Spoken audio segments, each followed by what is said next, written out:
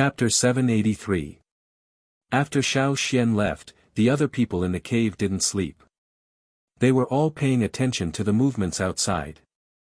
Mai brought some people to patrol the area and set up many traps. He didn't set any traps before because he was worried that other tribesmen would fall into them. However, after what happened tonight, Mai changed his mind. Even if other tribesmen fell into the traps, it would be because they ran off. Damn it! What did it mean to run off alone in a forest where fearsome beasts lived at night for the first time? However, when he thought about the situation from the Thunder Mountain tribe, Mai understood that they would be worried if their own children went missing. However, he was still unhappy and didn't treat the Thunder Mountain tribesmen nicely. Seeing that Xiao Xian had returned safely, Mai hurried over and saw the people in Caesar's mouth and Xiao Xian's hands. "Who are they?" asked Mai. "They came from the other side of the sea. They should be slave masters." Xiao Xian couldn't ask too many questions when they were in the forest. There were too many threats in the forest. Unless it was a place to rest, they couldn't stay for too long. He could only force the most important information out of them and then bring them back for further questioning. "It's them. Chief, they're the ones who kidnapped them." Chang Di panted as he ran over. "What? It's them? They're the ones who kidnapped our tribesmen." The other tribesmen who had lost tribesmen crowded over. They didn't blame Chang Di for running off. Instead, they focused on the two people Xiao Xian brought back. Their eyes were filled with hatred as they stared at the two people on the ground. "I'll ask them first." Mai dragged them away. The two of them stood far apart, one inside the cave and the other outside. They interrogated them separately. After separating the other tribesmen, Mai asked someone to scoop up some water and splash it on the unconscious man. The chilly night stream in the mountains brought back some of the unconscious people's consciousness. When he opened his eyes and saw the other tribesmen surrounding him, he was completely awake. The gazes around him were too intense. They felt like knives, cutting into his body over and over again. He widened his eyes and scanned his surroundings. "I don't know him, I don't know this person, I don't know any of these." The man stared at Xiao Xian with his eyes wide open. He then screamed and scrambled backwards, trying to get as far away from Xiao Xian as possible. "Tell me, why did you follow us into the mountains?" Mai dragged him over and asked. The man looked at the microphone and then looked at Xiao Xian. He swallowed his saliva and said, "No, we didn't follow you into the forest. In fact, we were already in the forest before you came. We just arrived here a few days ago. Also, we didn't want to enter the forest, so we followed other people." "Others?" Mai looked at the man. "Who?" "The Yi family and the others are all from the royal city," said the man quickly. "Where did you kidnap the tribesmen?" Mai asked again. "Send them." "I don't know." The man glanced at Xiao Xian as he spoke. When he saw Xiao Xian raise his arm at his words, he shivered in fear and hid behind Mai. "I really don't know. We were only responsible for taking them away and handing them over to others. We don't know how they were sent to where." There was no point in quibbling now. These tribesmen had already recognized him. "Are you an organization?" Mai asked. "We're from Bai," said the man. Mai had heard of this name before, but he couldn't remember what it was.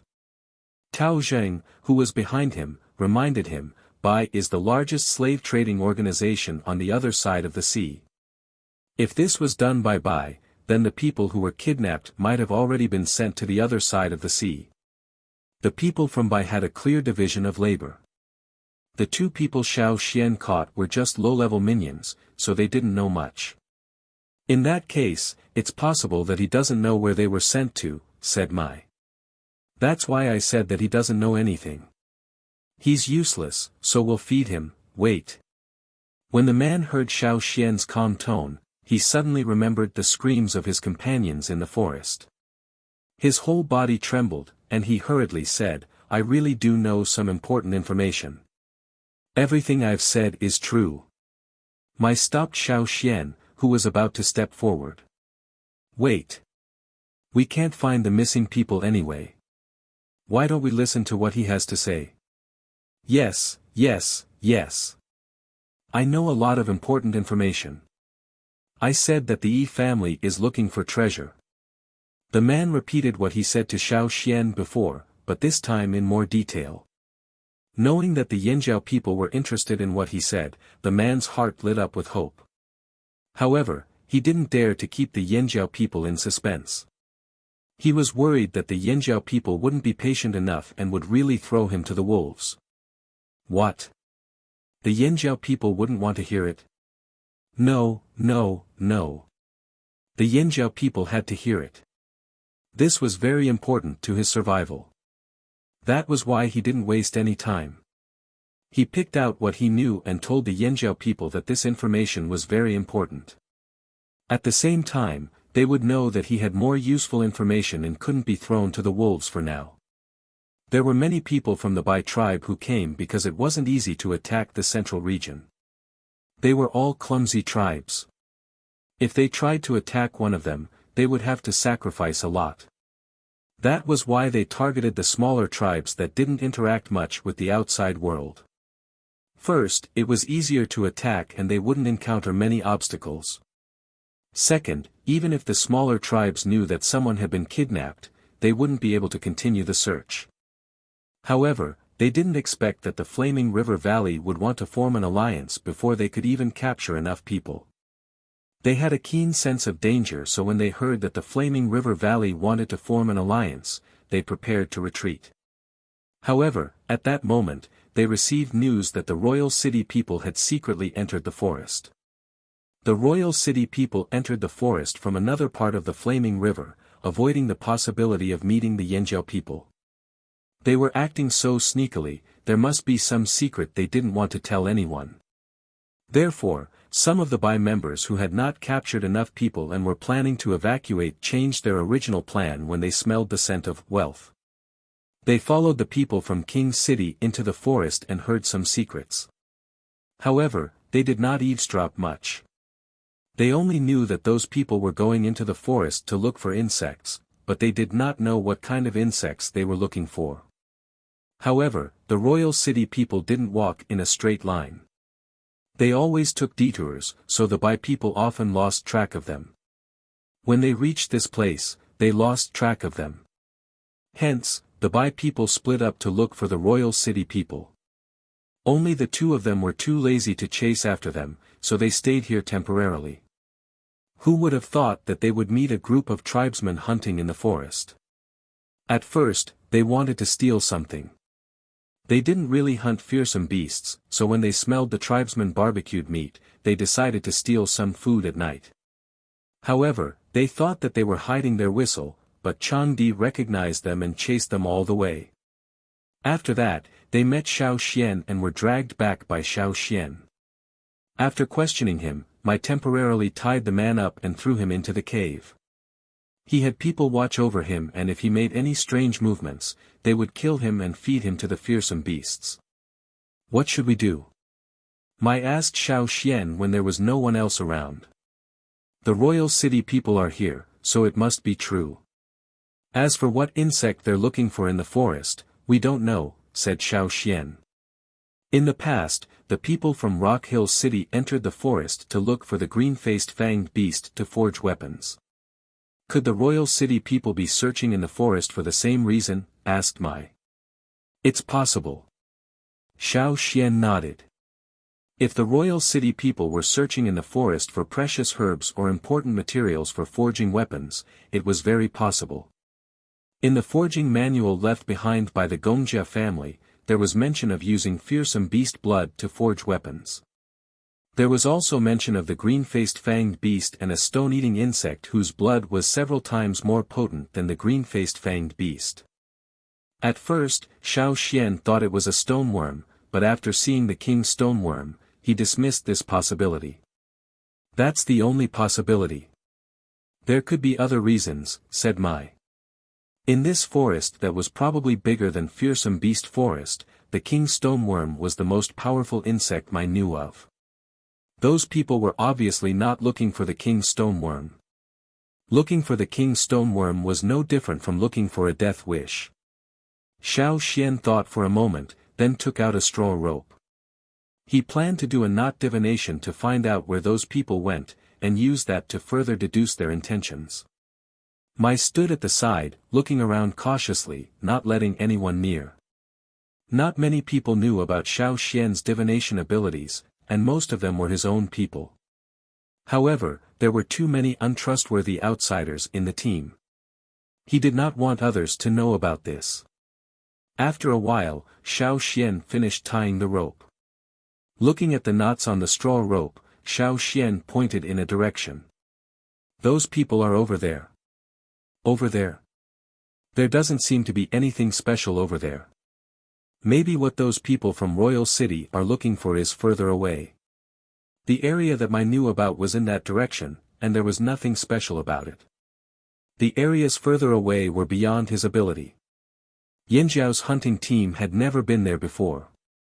After all, the forest was so big, and no one knew where it ended. After thinking for a while, Xiao Xian said to Mai, "You guys continue to lead the team to hunt.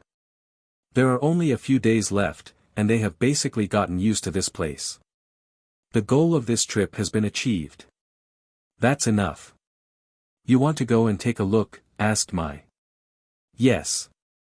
If the people from Royal City are really looking for materials to forge weapons, then that's a good thing," said Xiao Xian. Mai also understood. Ever since the new bronze and metalware came out, he had tasted the benefits. There might be better materials than the green-faced fanged beast in this forest. If he could find out what it was, then it would be good for Yanjiao. Even if it was not a material for forging weapons, it must be a treasure with great uses. They had this forest behind them. Even if they could not get it in a short time, as long as they knew what it was and where it was, there would be a chance to get it. "You're alone. Do you need more people?" asked Mai. "No. Caesar will stay with the team. I'll let Cha-Cha take me there." "Okay." Although Mai felt that it was too dangerous for Xiao Xian to go alone, it was not the first time Xiao Xian had done this kind of thing. It was not convenient for him to bring more people. Early the next morning, just as the sky was turning bright, an eagle flew out from the team's resting place. Xiao Xian let Cha-Cha go to the direction he got from the divination. Along the way, he divined a few more times. Just like what the person from Bai said, the other party often took detours. It looked like they were going around randomly, but if all the routes were drawn, the general direction would not change. That way. Xiao Xian looked at the route he drew and patted Cha-Cha. "Don't you think that direction is familiar?" "Caw," Cha-Cha screeched loudly. Familiar, of course it was familiar. No one was more familiar with that direction than this mountain eagle. Because if they kept going in that direction, they would reach Eagle Mountain. Chapter 784. In the forest, a group of about 500 people was traversing through the forest. A group of armored guards protected a few of them in the middle. Among the people in the middle, there were two people who were dressed particularly conspicuously. The two of them were actually wearing silk clothes with silver patterns that reflected light from time to time. Compared to the sorry state of the others, although the two of them looked tired, they were still considered neat. "Master Qi, how much longer do we need?" asked the leader of the group, turning to the middle. Of the two people who were being protected in the middle, the older one was holding a square plate in one hand. On the square plate were a few pieces of jade. He stroked his beard with the other hand and said, "We will arrive within 10 days. The leader let out a long sigh of relief. That's good. Even though they were prepared, when they really entered this forest, they were almost always on edge and did not have a good night's sleep. They were afraid that they would be eaten by the ferocious beasts hiding in the dark or be dragged away by those strange plants. This forest was much more dangerous than the forest they had entered on the other side of the sea. When they first entered, there were about 800 of them. Now, there were only about 500 left. The remaining 300 had become fertilizer for the plants or food for the fearsome beasts. This was even after they had avoided most of the dangers with the guidance of the 2E family members. If it had not been for the 2E family members and they had entered the forest alone, the number of people who would still be alive could be counted on one hand. Let's take a break. There are no major dangers around here, said the man with the plate. The surrounding guards let out a long sigh of relief. They could finally rest. However, although the E family said there were no major dangers, they still had to be careful of the small dangers that could pop up at any moment. If they were too careless, any small danger could cost them their lives. Master Yu, do you really not know what those insects look like? While they were resting, Mu Yao, the leader of the team, asked the only Gongjia member in the team, who was also a master blacksmith. Unfortunately, the new king did not like Gongjia Yu. Gongjia Yu was not doing too well. If it weren't for the Mu and Yi family's protection, Gongjia Yu might not be able to continue living a luxurious life. He might not even be able to find the materials to forge. Not far away, Gongjia Yu's hair was all white. He was not young anymore and used to have a lot of authority in the Gongjia family. Unfortunately, before the new king ascended the throne, Gongjia Yu had mocked and ridiculed him. He had never been nice to him. As soon as the new king ascended the throne, he took away many of Gongjia Yu's resources and gave them to other Gongjia craftsmen. After all, there was more than one craftsman in the family. The Gongjia family's craftsmen, who worked hard all day, couldn't gather much resources. Most of the resources were given by the nobles of the royal city. Perhaps they could last for a few years, but after a few years, they wouldn't be able to continue. After Gongjia Yu lost power, the Mu and Yi family continued to support him. That was why Gongjia Yu did not fall into dire straits. The Mu and Yi family's support came with conditions. They hoped that Gongjia Yu could make better weapons.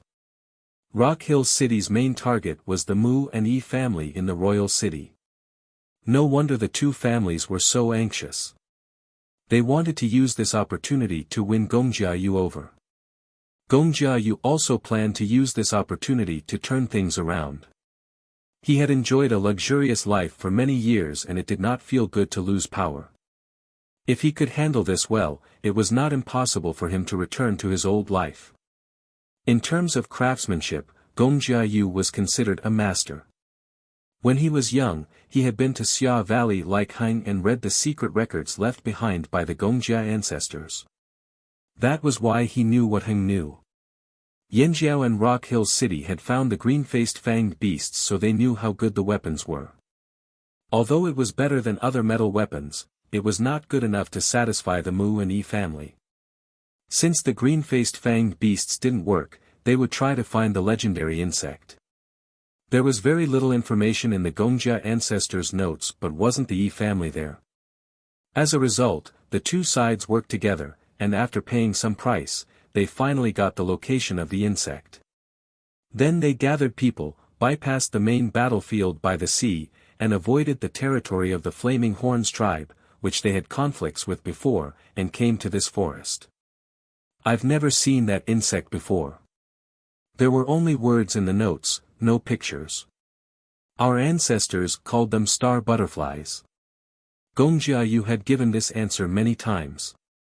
That was all he could say because he didn't know what the star butterflies looked like. He didn't even know what the larvae looked like. The only thing I'm sure of is that we need to find the larvae before they turn into butterflies. We need to extract their blood and bring it back. Gongjia Yu's eyes flashed with passion. If he could make a better weapon, he would definitely be able to turn the tables around. How many years had it been? No one in the Gongjia family had been able to reproduce the information recorded in the notes. Don't worry, it's still a long time before the larvae turn into butterflies, said Yi Chi confidently. I'm worried that someone might have followed us. If someone did, wouldn't we be letting them off easy? Plus, the people following us might disrupt our plan. Mu Yao voiced his concern. Don't worry, we've shaken them off. Yi Qi's face was arrogant. He used his divination abilities to point out the team's location and the time of each mission. They managed to shake off a group of people each time. Now, they could no longer sense anyone following them. Sitting next to Yi Qi was another young man from the Yi family. Strangely, he looked very young but had white hair at his temples. Unlike Yi Qi's calmness, he was anxious and uneasy. He had a bad feeling about this. "Uncle, we still need to be careful," said the young man. "Yizong, are you doubting my abilities?" Yi Qi was unhappy with Yizong's words. He was about to say something when his brows furrowed. Ignoring everything else, he tapped the plate in front of him. The glowing jade rolled for about 5 minutes before stopping. "Master Qi, did something happen?" asked Mu Yao and the rest hurriedly. "It's fine. I don't know who stole the Yi family's divination skills, or maybe it's a piece of trash that escaped from the Yi family. How dare they use divination to find out where we are? Oomph! You want to fight me?" He scoffed arrogantly, expressing his disdain for the person who tried to find out where they were. "Then what now?" Mu Yao looked at Yi Qi. "That person can no longer find out where we are," said Yi Qi casually. "It's just something the Yi family's juniors do when they're messing around. Someone knows where we are through divination." Yizong was shocked. His eyelids twitched as he thought of something. He hurriedly picked up his plate and grabbed a handful of golden sand from a clay bowl held by a slave. He sprinkled it on the plate. The fine golden sand spontaneously separated into stripes on the square plate. At first, it was fine. The fine sand moved normally, either approaching the jade on the plate or avoiding the jade on the plate. However, not long after, this kind of change suddenly stopped. With a soft pu sound, the golden sand in the square plate scattered messily. "I can't find out where they are," exclaimed Yizong. Usually, if the other party used divination techniques to track them, they could use the Yi family's secret technique to track the other party's location. Of course, they could also stop the other party from following them, just like what Yi Qi had done earlier. But there was a variable. If the difference in strength between the two parties was too great, it could result in a one-sided suppression. For example, the other party couldn't track them through divination. This was why Yizong was shocked. He was already one of the best in the Yi family's younger generation, but he couldn't find out where the other party was. Yizong's expression changed. His usually calm face was conflicted. "It's like this again." It was as if there was a layer of fog blocking his divination. Every time he tried, the result was a mess. The jade array was very messy and he couldn't find anything. Yizong had experienced this before. It was a terrible memory. Every time he thought back to it, Yizong felt like a pair of hands were stopping him from moving forward. In other words, he had hit a bottleneck. In the past, there had been members of the Yi family who had encountered the same situation and couldn't move forward. If they couldn't break through the bottleneck and were stuck at this point, they would stop moving forward for the rest of their lives. The Yi family would also give up on them. Although Yizong had encountered the same situation, he was still a rare genius among the younger generation. The Yi family didn't give up on him and even tried to help him break through. But to no avail. This time, Yizong told his family that he was stuck at a bottleneck and couldn't break through. That was why he followed them here. He wanted to take it as a training trip and hoped to get a chance to break through this bottleneck. He didn't expect to encounter such a situation again. Yizong picked up the jade from the square plate and turned it in his palm, deep in thought. After a while, he said to Yi Qi, "Uncle, can you predict the other party's movements? Are you doubting my ability?" Anger flashed in Yi Qi's eyes. Yizong couldn't divine because his ability was limited. Yi Qi was ranked in the top 10 of the Yi family. How could he encounter the same situation as Yizong? Yizong ignored Yi Qi's obvious anger and insisted, "Uncle, please do it again." "Fine. I'll do it for you. Yi Chi suppressed his anger and picked up the jade from the plate to begin the divination. But soon, more and more sweat appeared on Yi Chi's forehead. His hand holding the jade began to tremble as if he couldn't hold it steady. Yi Zhong's face twitched as he watched from the side. Finally, he closed his eyes. He already knew the result of this divination. Poof! The golden sand on the plate scattered. Yi Chi's face was pale. His fingers were still tightly holding onto the jade, but his eyes were fixed on the remaining golden sand in the square plate as if he couldn't believe this result. How is this possible? How can this be? Yi Chi's lips trembled. Not only can we not know where they are, but we also failed to stop them. There was dead silence in the group. Mu Yao and Gong Jiayu stared at Yi Chi in disbelief. They thought they were hallucinating. What? Even Yi Chi couldn't track them? Even their attempt to stop them had failed. Did this mean the other party could still track their movements through the divination? Who has this ability? Even you can't stop them. Mu Yao couldn't think of anyone else. Could it be someone else from the Yi family? I know who it is, said Yi Zhong slowly. Compared to the others, Yi Zhong was much calmer. The Yi family rarely used the word guess because they weren't sure of their abilities. Only when they couldn't get a definite result would they say guess. But now, Yi Zhong had said it so calmly. Who is it? Asked Yi Chi, ignoring Yi Zhong's choice of words. It's the Yinjiao man, Yinjiao Shaoxian. Impossible. Yi Chi denied immediately. That's the Yi family's technique, I sensed it just now. I don't know exactly what technique it is, but it's definitely the Yi family's technique. Although I don't know how that person mastered the Yi family's divination technique, I think the person who is tracking our movements through the Yi family's divination technique is Yinjiao Shaoxian. Yi Zhong had suspected that the Yinjiao people had the ability to perform divination back then when he was hunting down the Yinjiao migration team. But at the time, he didn't think it was the Yi family's technique and guessed that it might be another tribe's divination technique. The Yi family wasn't the only tribe who could perform divination, but the Yi family was definitely the tribe with the strongest divination technique. Now, Yi Zhong, who was stronger than him, had already said that it was the Yi family's technique. But Yi Zhong could sense that this was the same situation as the one he encountered back then. Then, when the Yinjiao tribe migrated, it was highly likely that the Yi family's divination technique was used. Unfortunately, with his current abilities, he couldn't figure out which technique it was. Impossible, absolutely impossible. Yi Chi repeated. He couldn't believe that a tribesman who wasn't part of the Yi family could have this kind of ability. This was a slap to the Yi family's face. If Yi Zhong knew what Yi Chi was thinking, he would have told him that this slap had already happened back in the royal city. It was just that no one had noticed. Let's hurry. Mu Yao shouted as he stood up. Since someone already knew where they were, they had to find the larvae and take their blood before they arrived.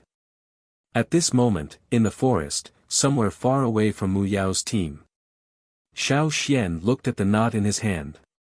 It wasn't smooth this time, it felt like someone was tugging at the rope to stop him from tying it. But in the end, he still managed to complete it. Calling Cha-Cha, who was pecking at a snake, over, Xiao Xian said, "Stop playing. Hurry up and eat. They should know we're coming." "Let's hope they don't do anything rash," Xiao Xian said, looking into the distance. He already knew what kind of insect they were looking for. However, the place it lived was too special. It was an important territory for the mountain eagles. Every place where ferocious beasts gathered, there was a delicate balance between the two species. If the balance was broken, would those people be eaten by the huge mountain eagles or the ferocious beasts? Or eaten by the mountain eagles? There seemed to be only one result. Chapter 785. Mu Yao and the rest walked for another 7 days before they saw a mountain range that looked like a wall blocking the sky. Not only was it long, they could not see the end, it was also very tall. Looking up, they could only see that the top of the mountain range was covered by clouds, as if the mountain range had reached into the clouds. Below the swirling clouds, one could see large areas of the mountain covered in white. The white was ice and snow. Long, steep, high, dangerous. This was what everyone thought when they saw this mountain range. In the past, they had climbed quite a few mountains, but this time, the impact on them was even greater. This is the first time I've seen a mountain range like this. Mu Yao exclaimed. This was clearly not an ordinary place. It made sense that the star butterfly larva was here. It was only logical for an extraordinary creature to live in an extraordinary place. Thinking of this, Mu Yao felt that the Yi family really did find the larvae. This is it. Mu Yao turned to ask Yi Qi. Yi Qi was still trying to figure out who was following them. He did not believe Yi Tsong's words. He had been thinking about this for the past 7 days. Now that they were at their destination, he was not interested. He gave a perfunctory Mu Yao looked at Yi Zong. When Yi Zong nodded, he was overjoyed. What about the larvae? It's not time yet, said Yi Zong. Do you mean the larvae will come out on their own? Mu Yao was curious. Probably, we just have to wait. Yi Zong had his slaves clear a spot and sat on the rubbed rock. He took out his tray and began to ponder over his doubts like Yi Qi. Seeing the Yi family like this, Mu Yao did not force them to look for the larvae. The Yi family was always like this, especially the main branch of the Yi family. Let's see what's around us, Mu Yao said to the rest. Mu Yao was wondering where the larvae were and how big they were when Gongjiayu closed his eyes and took a deep breath. He looked like he was enjoying himself and sighed. Do you smell it? Mu Yao sniffed carefully. The stench of bird poop. Bird poop was not a rare smell in the forest, he had smelled it all the way here. Gongjiayu opened his eyes and looked at Mu Yao like he was an idiot. The larvae must be here. Why can't I smell it? Mu Yao sniffed again but could not smell anything else other than bird poop. He turned to look at the rest of them, who shared his confusion. You don't understand. Gongjiayu looked proud. I can sense excellent forging materials around here, it must be the larvae.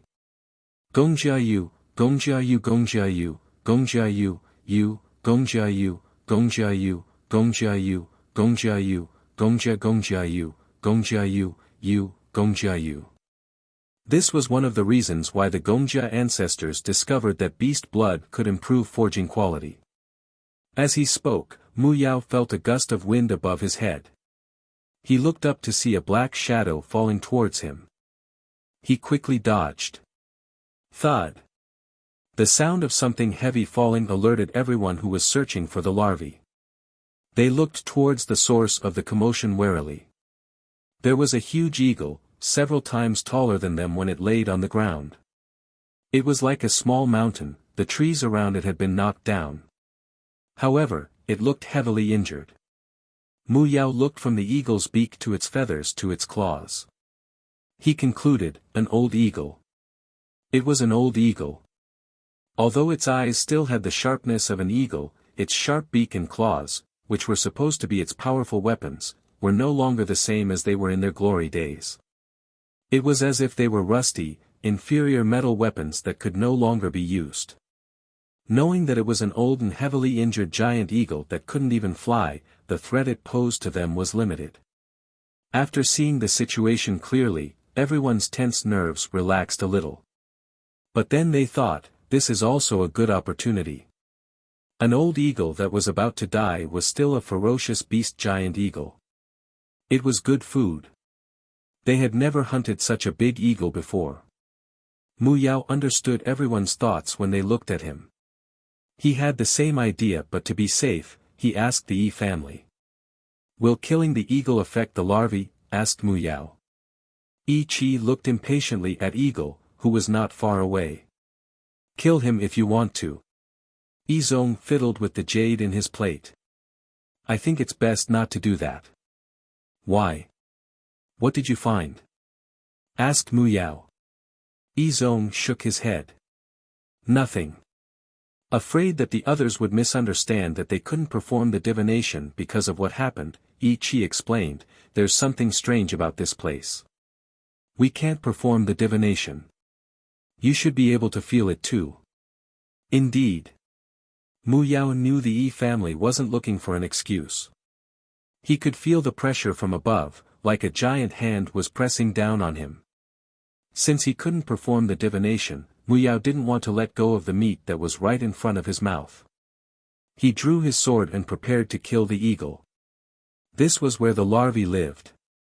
Eagles and insects didn't seem to coexist peacefully. Killing the eagle might be beneficial to the larvae. The eagle seemed to have sensed Mu Yao's murderous aura. It flapped its wings and looked over, its gaze so sharp that it was hard to look straight at it. A giant eagle of this size had to have been through a lot. Just its gaze was different from the other birds Mu Yao had met on his journey. But the more it was like this, the more Mu Yao wanted to kill it. Old man. The sword light flashed, carrying a cold murderous aura, and without any pause, it slashed out. Clang! The giant eagle blocked Mu Yao's attack with its claws. But one of its toes was cut off, pieces of the claw falling off.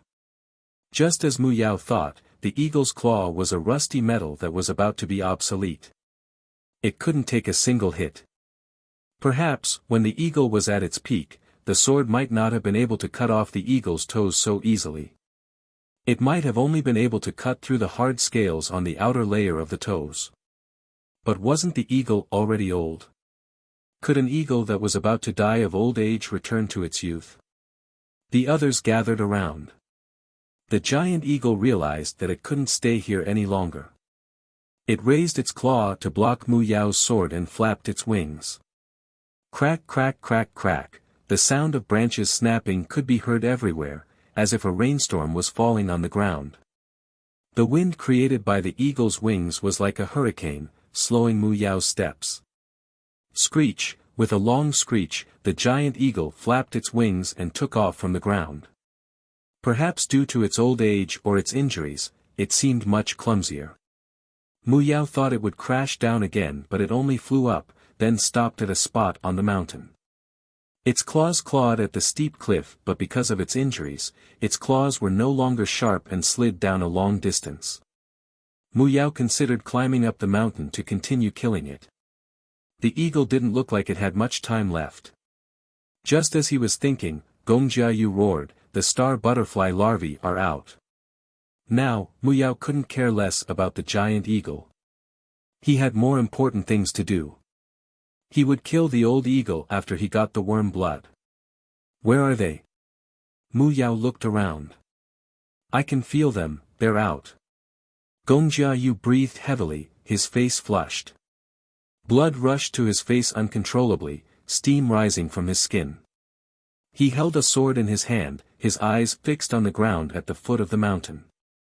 In this aspect, he was more sensitive than the Yi family. The Yi family had to perform divination for information, but he did not need to do that. This was the Xia's natural instinct. They're here. As soon as Gongjiayu finished, Mu Yao heard a rustling sound that seemed to come from underground. Everyone held their breaths, afraid of disturbing the movement. The sound grew louder and louder. Gongjiayu was looking at the ground near the foot of the mountain. The ground beneath the grass loosened and the ground protruded. A white round head poked out of the ground and crawled out. Its body was 3 to 4 meters long and as thick as an adult's thigh. There's more than one. Gongjiayu grew excited. After the first white worm emerged, other long, snow-white worms emerged one after another near the foot of the mountain. It's them. Chapter 786. White star butterfly larvae crawled out from the ground. Although there were differences in size, there was not a huge difference. One was less than a meter long while the other was more than 5 meters long. Gongjiayu was like a hungry beast smelling blood at the sight of this. The excitement in his eyes was palpable, as if he wanted nothing more than to capture all the white worms and let them bleed. It was as if he could see a golden, glorious path laid before him. His chance to turn the tables was right in front of him. Clang! Unsheathing his sword, Gong Jiayu charged towards the nearest worm. Catch them! Mu Yao snapped out of his excitement and ordered his men to get to work. Their ultimate goal was to get these white worms. The sharp blade cut through the white worm's body, but there was no sound of breaking. The sword felt like it had cut through a tree full of resin. The blade seemed to be blocked, only leaving a shallow mark on the worm's skin. Even Mu Yao did not manage to cut through the worm's body as he expected. Just now, he had been able to cut off one of the eagle's toes with his sword, but now, he couldn't even cut off this little white worm. However, although he did not cut the worm in half, he did cut open its skin. White liquid flowed out from the worm's wound, dripping to the ground and seeping into the soil. Just as Mu Yao was about to slash at the opening, the white worm nimbly rolled to the side, avoiding his sword. There were white marks on the ground, blood from the larvae's wounds. However, the blood quickly seeped into the ground. Mu Yao noticed that the larvae's wounds had stopped bleeding and were healing at a visible rate. The speed of their recovery was simply too fast. It was hard to break its skin, it healed quickly and dodged quickly. Although these larvae did not have gaping mouths or sharp horns, they were troublesome to deal with. Someone near Mu Yao noticed this too. He was about to say something to Mu Yao when a white shadow flashed past, fast as lightning. The star butterfly larva that he had just injured had its front end pressed tightly against the ground. Nearly 2/3 of its body had turned into a thick and heavy white whip. Its fierce attack swept towards that person with the power of the wind. That person didn't expect the seemingly harmless white bug to suddenly attack him. Before he could react, an intense pain spread from his abdomen to his brain. The larva hooked its 3 pairs of thoracic legs to the ground, twisting at an unbelievable angle and lashing out. The person who was sent flying directly flew more than 30 meters away. After landing on the ground, he slid back for a distance before stopping. If it weren't for the grass and trees on the ground blocking him, he might have flown even further. After landing on the ground, the man curled up like a shrimp and spat out blood from his mouth. He groaned in pain and could not get up again.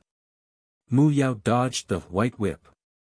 These white worms were not easy to deal with, but a few more slashes would kill them. Gong Jiayu crouched down and touched the white marks on the ground. They were from the worm he had just injured. He rubbed the soil stained with white blood and suddenly thought, "Don't use it." Gong Jiayu suddenly shouted, "It's not blood." "What do you mean?" asked Mu Yao. "It's not worm blood that can be used for forging," said Gong Jiayu. Mu Yao was confused by Gong Jiayu. "It's not blood. Didn't you say it's worm blood? Are you kidding me? My deepest respect to your ancestors. It's not blood, but it must have something to do with these worms." Gong Jiayu paused. "Use a net. Catch them first." First, he would capture the bugs and then slowly study what exactly they were. Mu Yao's anger subsided when he heard Gong Jiayu. As long as it was the worms, the Gongjia family could figure out if it was blood or not. The net Gong Jiayu mentioned was not made from vines or grass ropes like the tribesmen usually used. It was a net Gong Jiayu made himself before he came. Every thread on the net was a metal that had been specially processed. It was more flexible, but it was not easy to break. The thickness of the thread was less than 1/10 of the thickness of a pinky finger, and it was lighter than other metal of the same size. This made the Mu and Yi family members gasp in amazement. The Gongjia family's masters all had many treasures hidden away. They just did not usually show them to others. Gong Jiayu was only willing to show his treasures because of the larvae. This was his invention. To date, no one else knew how to make this mesh. This was also the trump card Gongjiayu planned to use to compete with the other blacksmiths for the title of Gongjia's best blacksmith during the Gongjia family's gathering. Unfortunately, he did not make it to the meeting. Instead, the royal city changed and the Gongjia family was divided into several factions. He was pushed out. At Gongjiayu's words, one of his slaves opened a large wooden box on his back and took out rolls of animal hide. He opened the hide to reveal a glowing silver net. Mu Yao did not waste any time, tossing the net to someone else. These nets were specially made by Gongjiayu.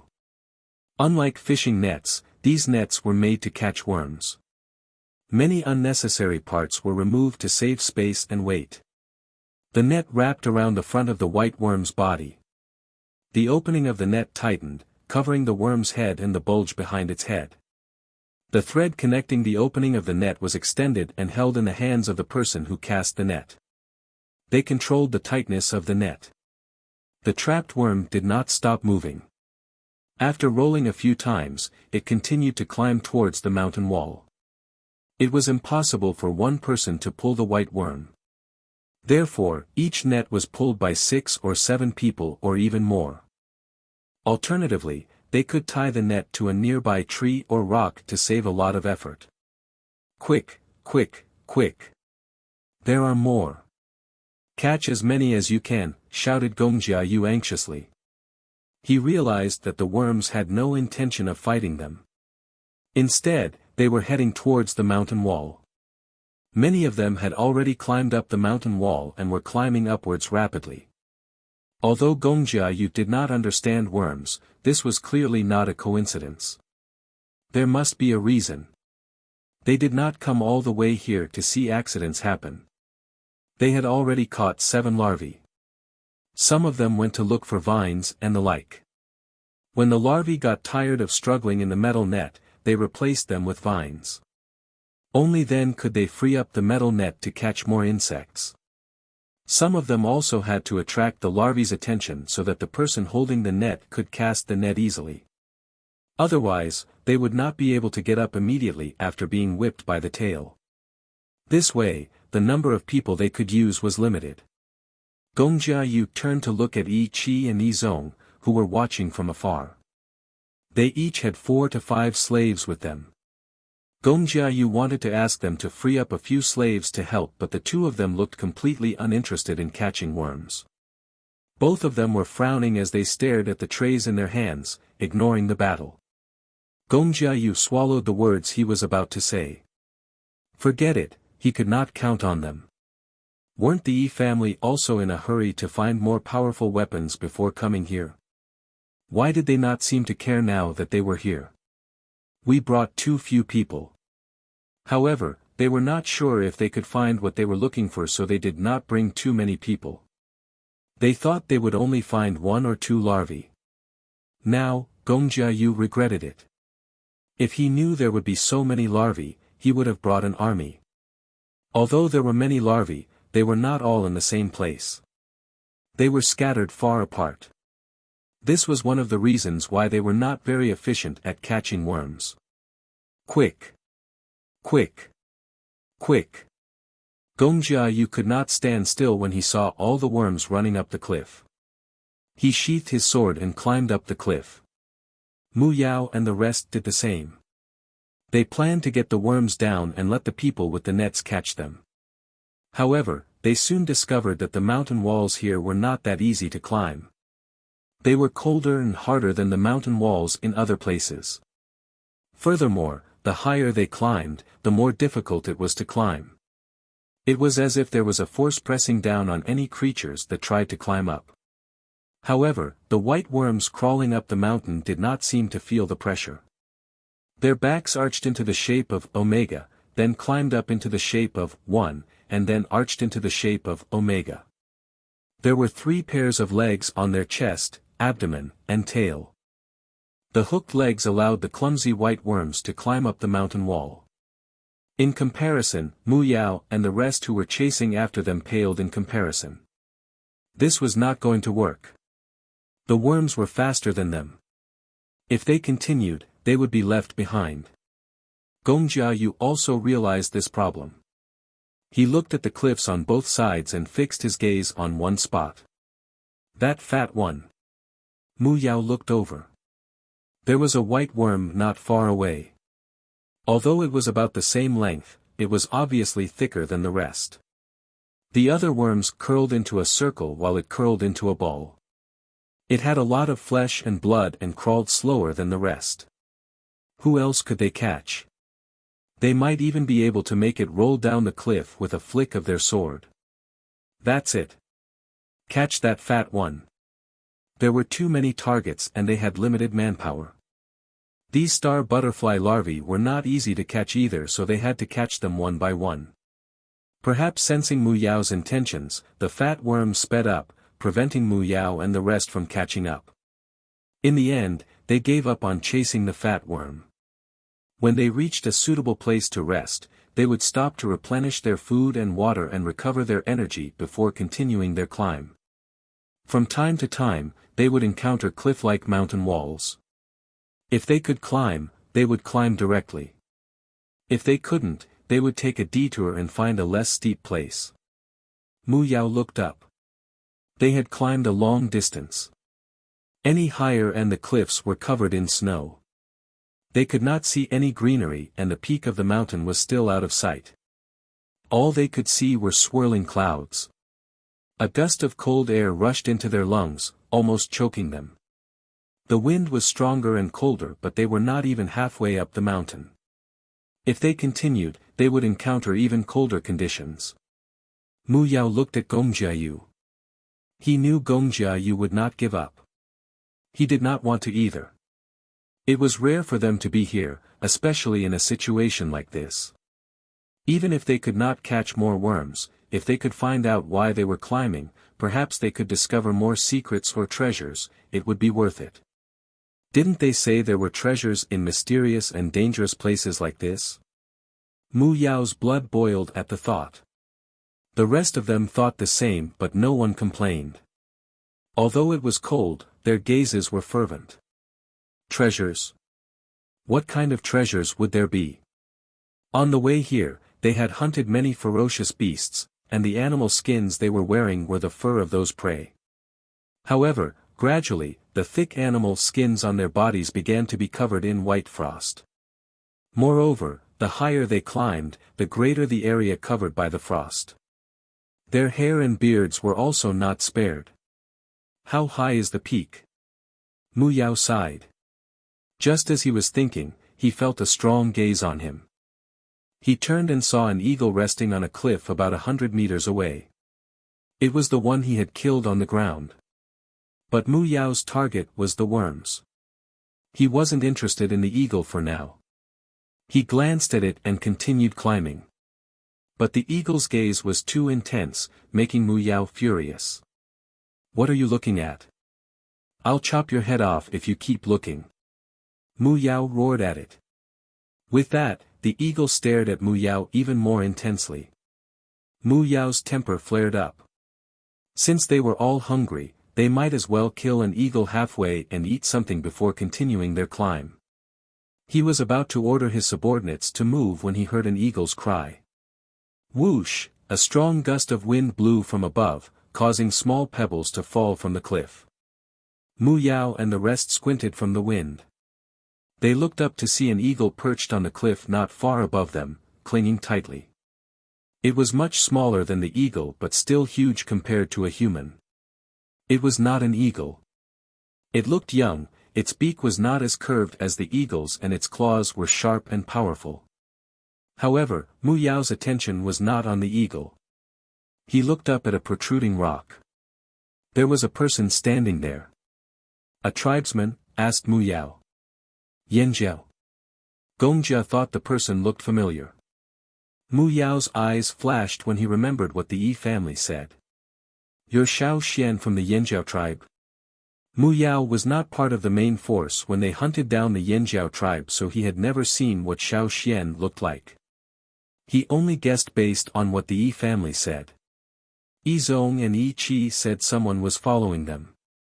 Yi Zong even said confidently that the person was Yanjiao's Shao Xian. Xiao Xian did not answer them directly. Instead, he said, "You're brave, how dare you fight here?" Mu Yao raised his brows, wary of Xiao Xian. "Can't we?" Xiao Xian glanced at them. "This is the giant eagle's land of faith."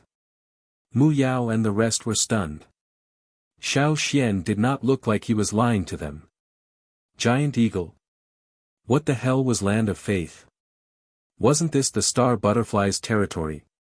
A giant eagle? How old was a giant eagle? Like the one just now. Just as he thought of the eagle, Mu Yao realized that it was resting on the mountain wall. It flapped its wings and flew up. Before it flew up, it glanced at Mu Yao. The talons with two broken toes moved a little. Then, it looked back up, no longer looking down.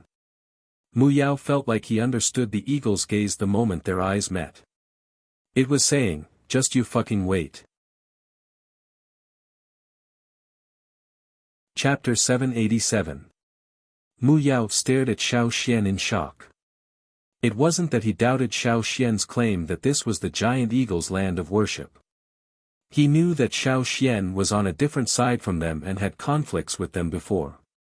Before Yanjiao crossed the sea, they were hunted down by the royal city's army. Most of their team had participated in the hunt.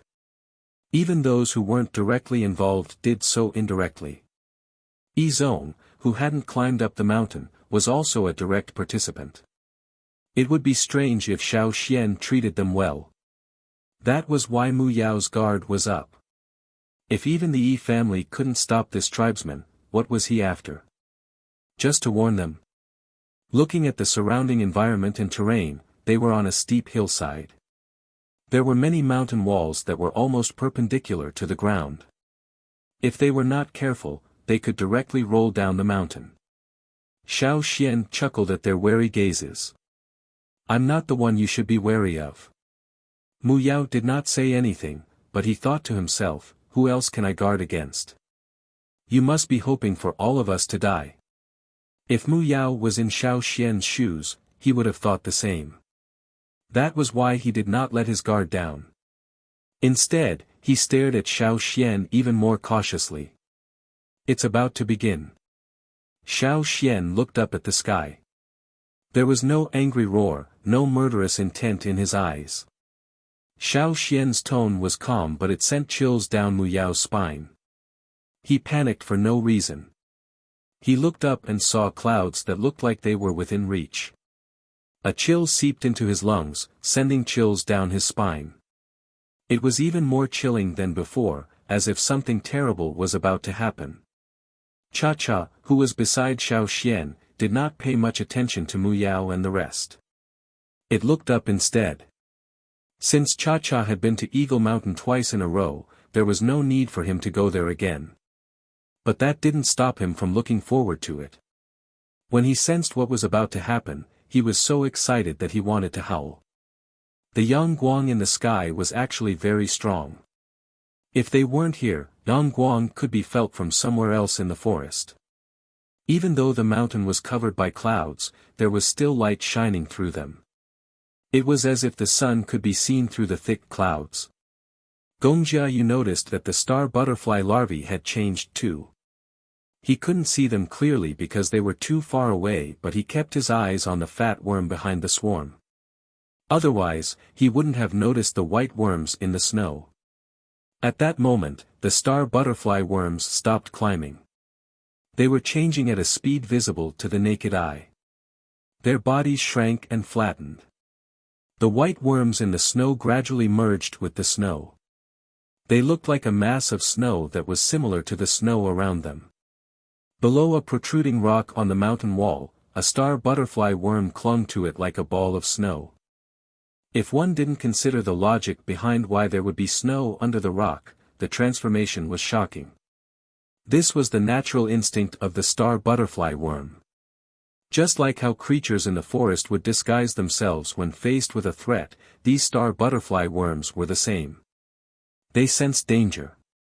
Even Gongjiayu, who didn't know much about insects, felt chills run down his spine. The fear of uncertainty was enough to push his heart into his throat. It was dead silent, the entire mountain range seemed to have fallen into silence. Everyone's breathing became cautious, only the sound of the wind whistling in their ears. Suddenly, the clouds above began to swirl as if something was blowing them.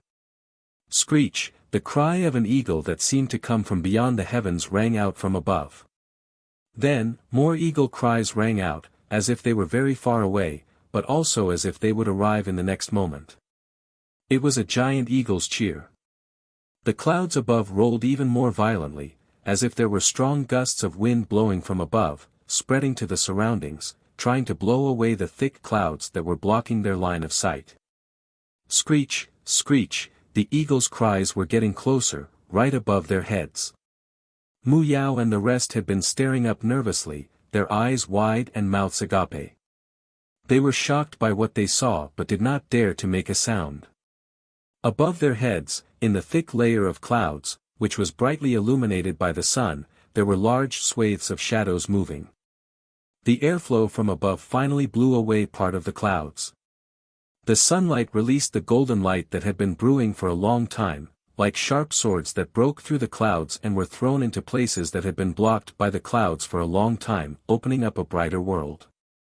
But soon, the light was blocked again. This time, it was not the thick clouds that blocked Yang Guang's view, but several large figures. Unlike the old eagle Mu Yao had seen earlier, these figures were like newly awakened predators, eager to set the bloody rules of the hunt.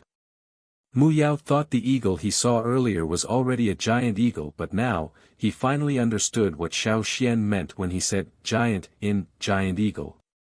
The eagle from before, even if placed in the group of eagles above, was only an ordinary one. Giant beast. Real giant beasts. According to legends, giant beasts ruled the world in an even more distant era. But for some reason, the giant beasts that once ruled the world and pushed humans to the bottom of the food chain disappeared one by one. Only then did the humans who lived in the dark usher in a new era. Disregarding its strength, just its body size alone was enough to make it a true giant beast. In the past, he had thought that the ferocious beasts he had seen in the forest were already large in size. However, compared to what he was seeing now, they were not even worth mentioning. This was the first time he saw a true giant beast, and a group at that. They seemed to be mocking Mu Yao for his short-sightedness. The huge figures easily stirred the clouds with their powerful wings. They soared in the sky as if they were born in the clouds. Looking down on everything. Looking down on everything. That was the source of all the fear in Mu Yao's heart. What did the tribesmen say? This was the giant eagle's land of faith. What else did he say? You shouldn't be wary of me. Mu Yao's heart skipped a beat. He only had one thought, don't let the giant eagles discover them. Just as he thought this, Mu Yao heard something whirring in the air. Several figures flew in from above, drawing an arc in the air before crashing into the mountain wall where Mu Yao and the others were resting, exploding. The rocks on the mountain wall didn't crack, nor did Mu Yao and the others suffer much damage. Just some noise. Bang bang bang bang. Clap clap. Thud. Each thud was louder than the last. Mu Yao. He wanted to curse the Yinjiao ancestors. When he looked up again, he saw a much smaller eagle flying out of the clouds that had yet to completely disperse. It swept its gaze across the mountain wall and flew towards the source of the sound. Soon after, more and more eagles broke through the clouds, which had dissipated a lot, and flew over. The younger giant eagles were more curious. They were so excited that they had nowhere to vent their energy. When they heard the sound below, they followed the sound. Behind the small eagles, there were a few eagles that were slightly larger than them. Then, a few eagles with a strong herd mentality also came down. Treacherous. Cunning. Shameless. Mu Yao cursed. Xiao Xian was the one who threw the things that made the noise. If they weren't running for their lives, Mu Yao would have cursed even more. Facing the incoming eagles, Mu Yao and the others drew their swords. The sharp blades clashed against the eagle's claws. Just as Mu Yao had expected, these eagles were different from the ones he'd met before. Their claws seemed to be covered in a layer of hard armor. Even if they hit, they couldn't easily cut off a toe. Plus, Mu Yao and the others didn't have any divine weapons. The situation was even more disadvantageous for them. Seeing that they were using weapons, the eagles became even more ferocious. They weaved through the air, using their sharp beaks and claws to attack those with weapons. Some people were directly taken away by the giant eagles, eaten, or thrown down from the sky. Whether they could survive or not depended on their luck. Xiao Xian quietly watched as the people fled in panic after being attacked by the giant eagle. Treacherous. Cunning. Shameless. Why didn't the royal city say that when they attacked Yanjiao? Xiao Xian had no intention of attacking for now. Not all eagles were like the Cha-Cha or the Hui tribe's eagles. Some hated humans too. Xiao Xian didn't want to attract attention now. That was why he didn't go out even when he saw people escaping the eagles' attacks. Instead, he hid behind a rock and watched. Below, at the foot of the mountain. "This is where the eagles are," Yizong said, looking up. "The tribesmen are taking revenge." Yi Qi stared at the sky. He couldn't see clearly because of the distance and divination didn't work here, but he could guess what was happening. Those giant eagles were too conspicuous, and they made the humans look small and insignificant. "Then you have to be careful. You were at the front of the team that chased after the flaming horns. Tribesmen are vengeful. Mu Yao and the others couldn't avoid it, so you can't either," Qi said expressionlessly. He didn't gloat or worry over this, it was as if he was just chatting. Compared to what he cared about, none of this was important. Yizong smiled bitterly. "What's coming will come, no one can avoid it." This sentence seemed to be referring to the current situation, but it also seemed to be a metaphor for something else. After Yi Qi heard it, he did not refute, but only sighed heavily. He wanted to lament, wanted to curse, but did not know what to say. But soon, his conflicted eyes became firm, and he sighed softly in agreement. Indeed, what should come, even if it is late for so many years, will still come. No one can avoid it. If it is not us, it will be our descendants. Why don't we bear it? As he spoke, there was the sound of rocks sliding down the cliff. A figure rolled down the cliff and landed on the ground. He didn't even have time to check his injuries before he scrambled to his feet and ran away from the foot of the mountain. Retreat. He still remembered the eagle whose 2 toes he had cut off. To be on the safe side, he decided to leave first. There were too many giant eagles here. What would he do if the eagle who had a grudge against him came with reinforcements? Wait for death. As long as he knew this was the larvae's nest, even if he failed this time, he could come back next time. As long as he was alive, there was a chance he could come again. Xiao Xian did not tell Mu Yao that although this was a place of worship for the giant eagles, it was not their nests. The eagles that entered Eagle Mountain had to wait a long time before coming out. Some eagles did not even come out after entering. When Mu Yao passed by Yi Qi and Yizong, he saw that they didn't intend to move. He shouted, "Are you stupid? Why aren't you running? You guys go ahead." "We're not leaving," Yizong said. Mu Yao stopped, looking at Yizong in disbelief. "What did you say?" "We're staying here for now," Yizong said calmly. Mu Yao wanted to pull his ears and tell himself he'd misheard. He wanted to pry open Yizong's head and see if it was filled with bird shit. He looked at Yizong. "You're not leaving too?" Yizong had said, "We." Yi Qi didn't want to waste time. He flung his sleeves and walked back to where he'd been sitting. Mu Yao was so angry he wanted to kill them. The Yi family was crazy. So what if they didn't leave? He didn't want to die here with them. "Retreat!" Mu Yao shouted and fled with those who could still run. There were close to 500 of them when they arrived, but not even a tenth of them left. Some of them were those who had stayed at the foot of the mountain. Almost everyone who followed Mu Yao up the mountain was wiped out. Mu Yao was almost taken away by a giant eagle, but in the nick of time, he threw Gong Jiayu out to block the claw for him. At that moment, the master and his weapon were no longer important. Nothing was more important than his own life. In the sky, there were many eagles circling, searching for humans.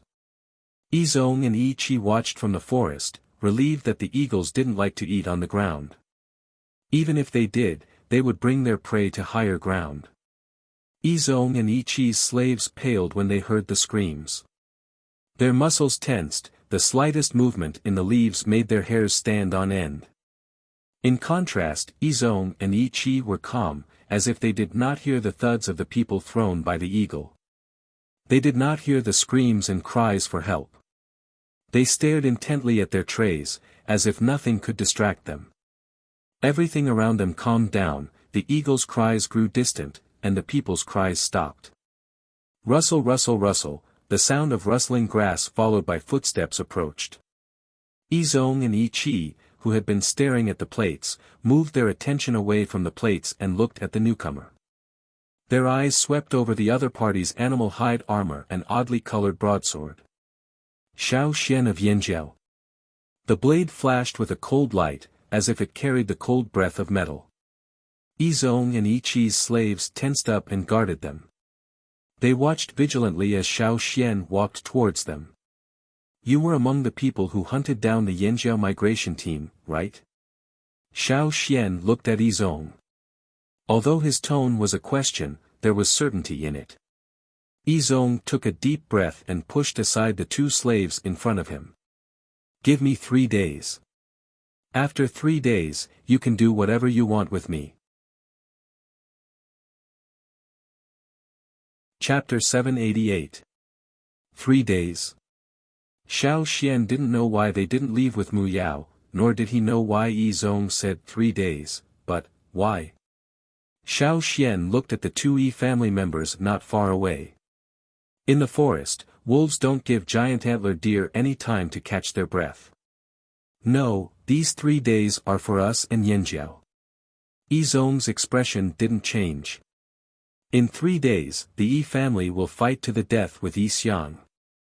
I don't think I need to explain who Yi Xiang is. Shao Xian raised an eyebrow. Of course he knew who Yi Xiang was. Rock Hill City was where it was today mainly because of Yi Xiang. And Yi Xiang had always been called bad luck by the Yi family. Shao Xian pointed at Yizong and Yizong with his free hand. You. Then he pointed to the ground. Here. He pointed in the direction of the desert. Fight Yi Xiang. How were they going to fight from so far away? Also, Yizong had said, the Yi family, not us or me. Did that mean the entire Yi family was going to fight? They were so far away, the Yi family wouldn't all head to the desert. How were they going to fight? Seeing Shao Xian's confusion, Yizong explained slowly, as if he was sure that Shao Xian wouldn't kill them now. The Yi family's way of fighting is different from other tribes. Yi Qi lifted his chin slightly at Yizong's words, his face filled with obvious arrogance. He seemed to despise the way other tribes fought. Fighting with blades at the slightest disagreement was barbaric. How vulgar.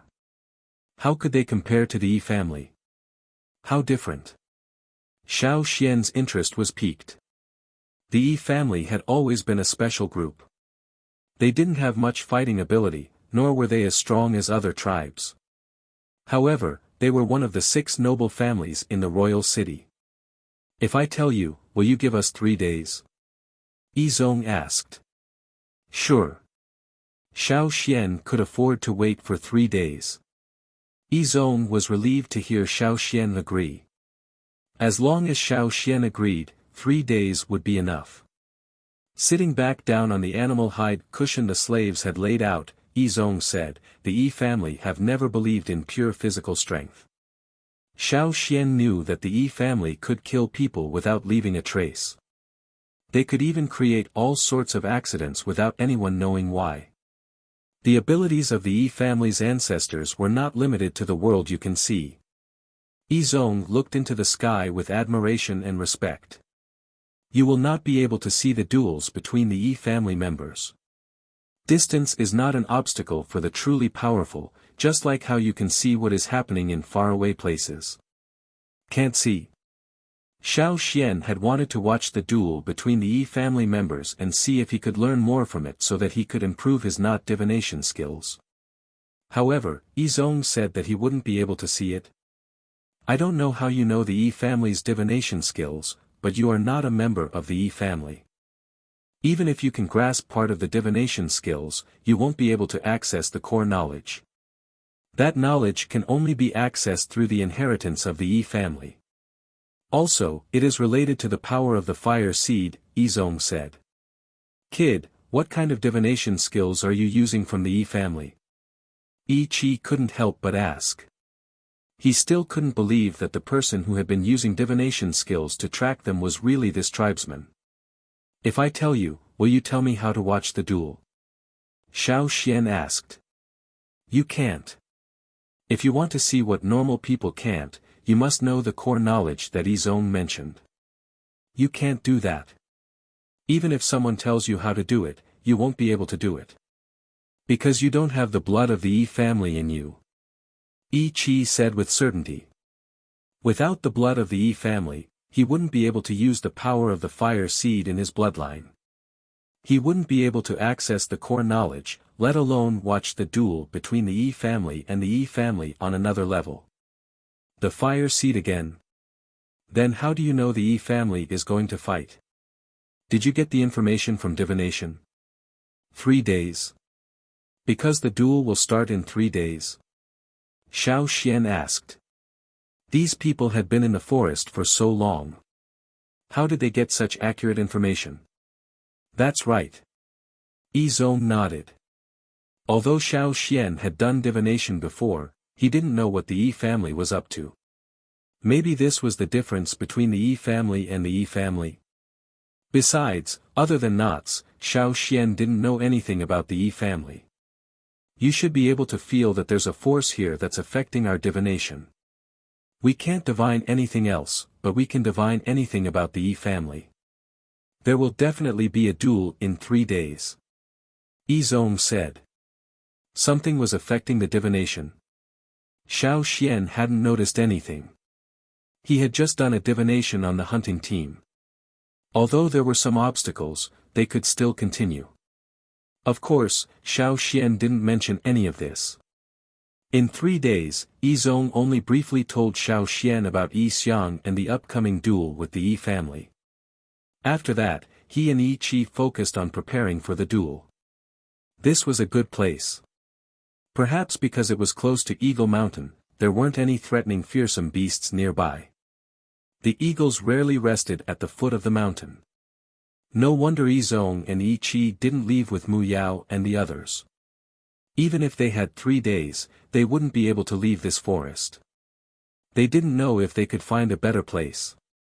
That was why they decided to stay here and prepare for the duel. The war had come so suddenly that they had not expected it either. They had originally planned to search for better forging materials with the Mu family to deal with the trouble in the desert, but they had not expected the war to suddenly draw closer. They no longer needed to catch the star butterfly insects because there was no longer a need.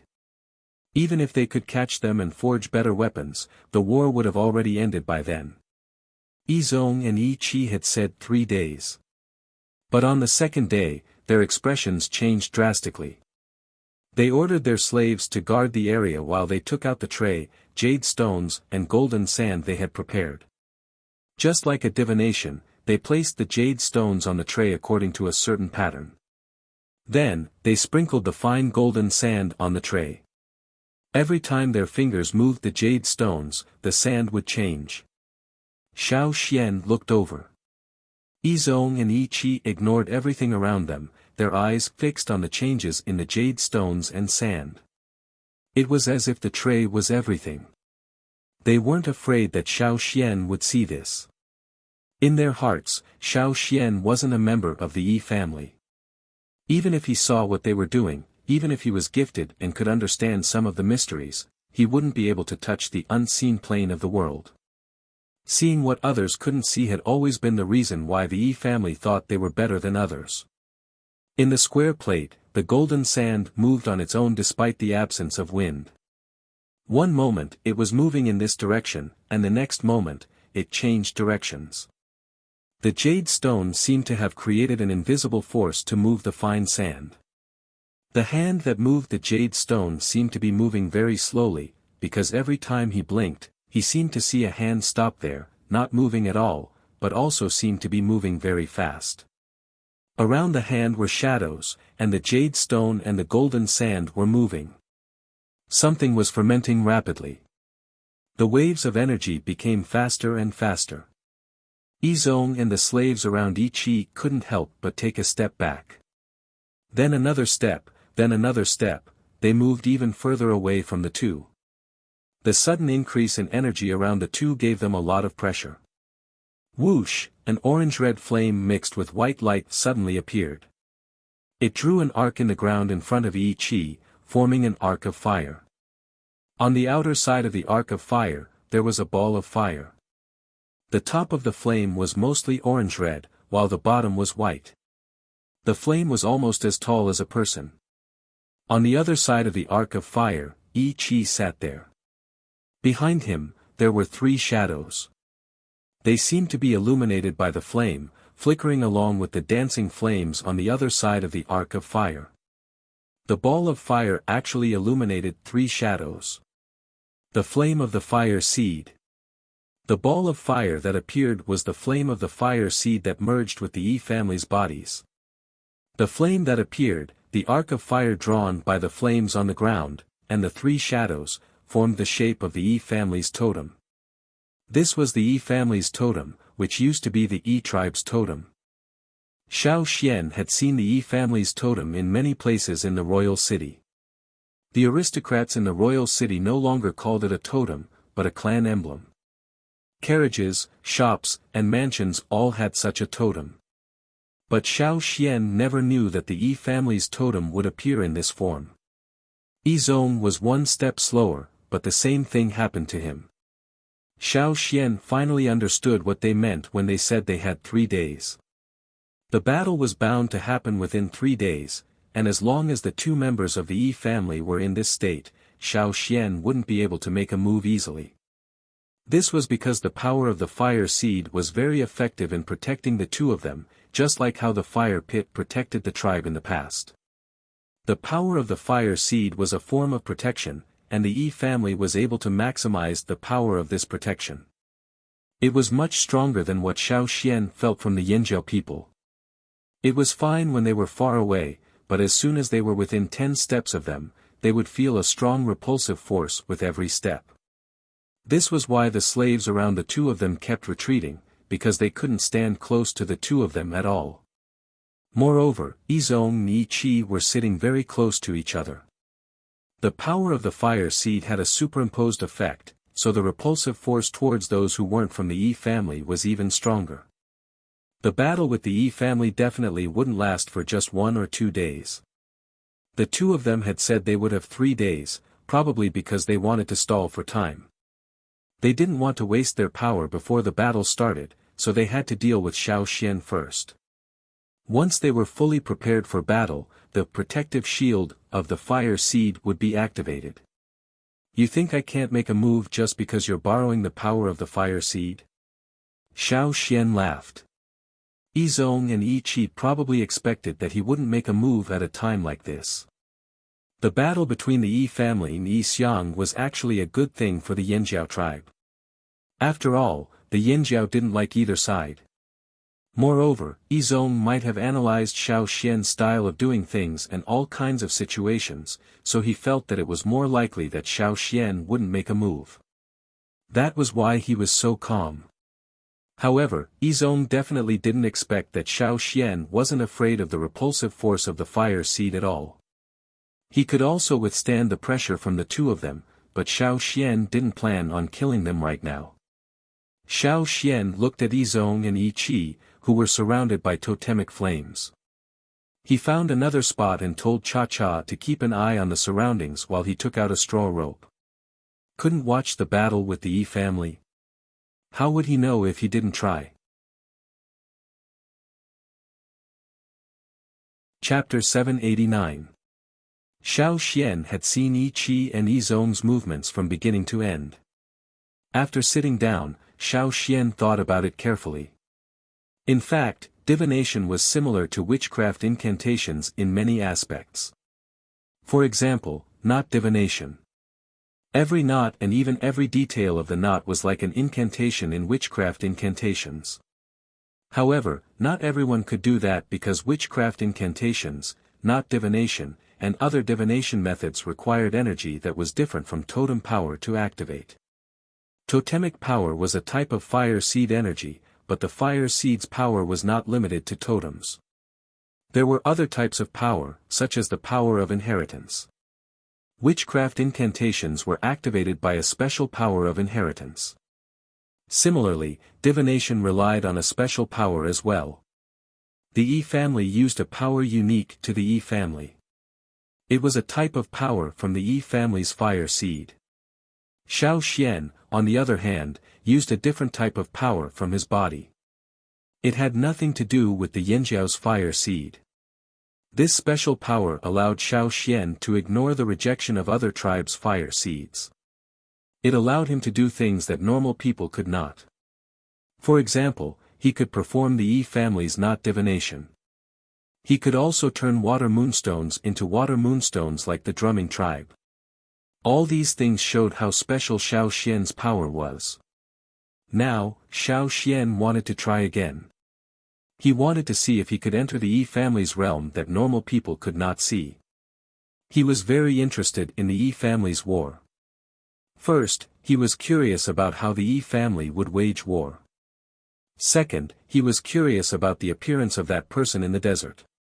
Until now, Xiao Xian had never seen one of the legendary founders of Rock Hill City.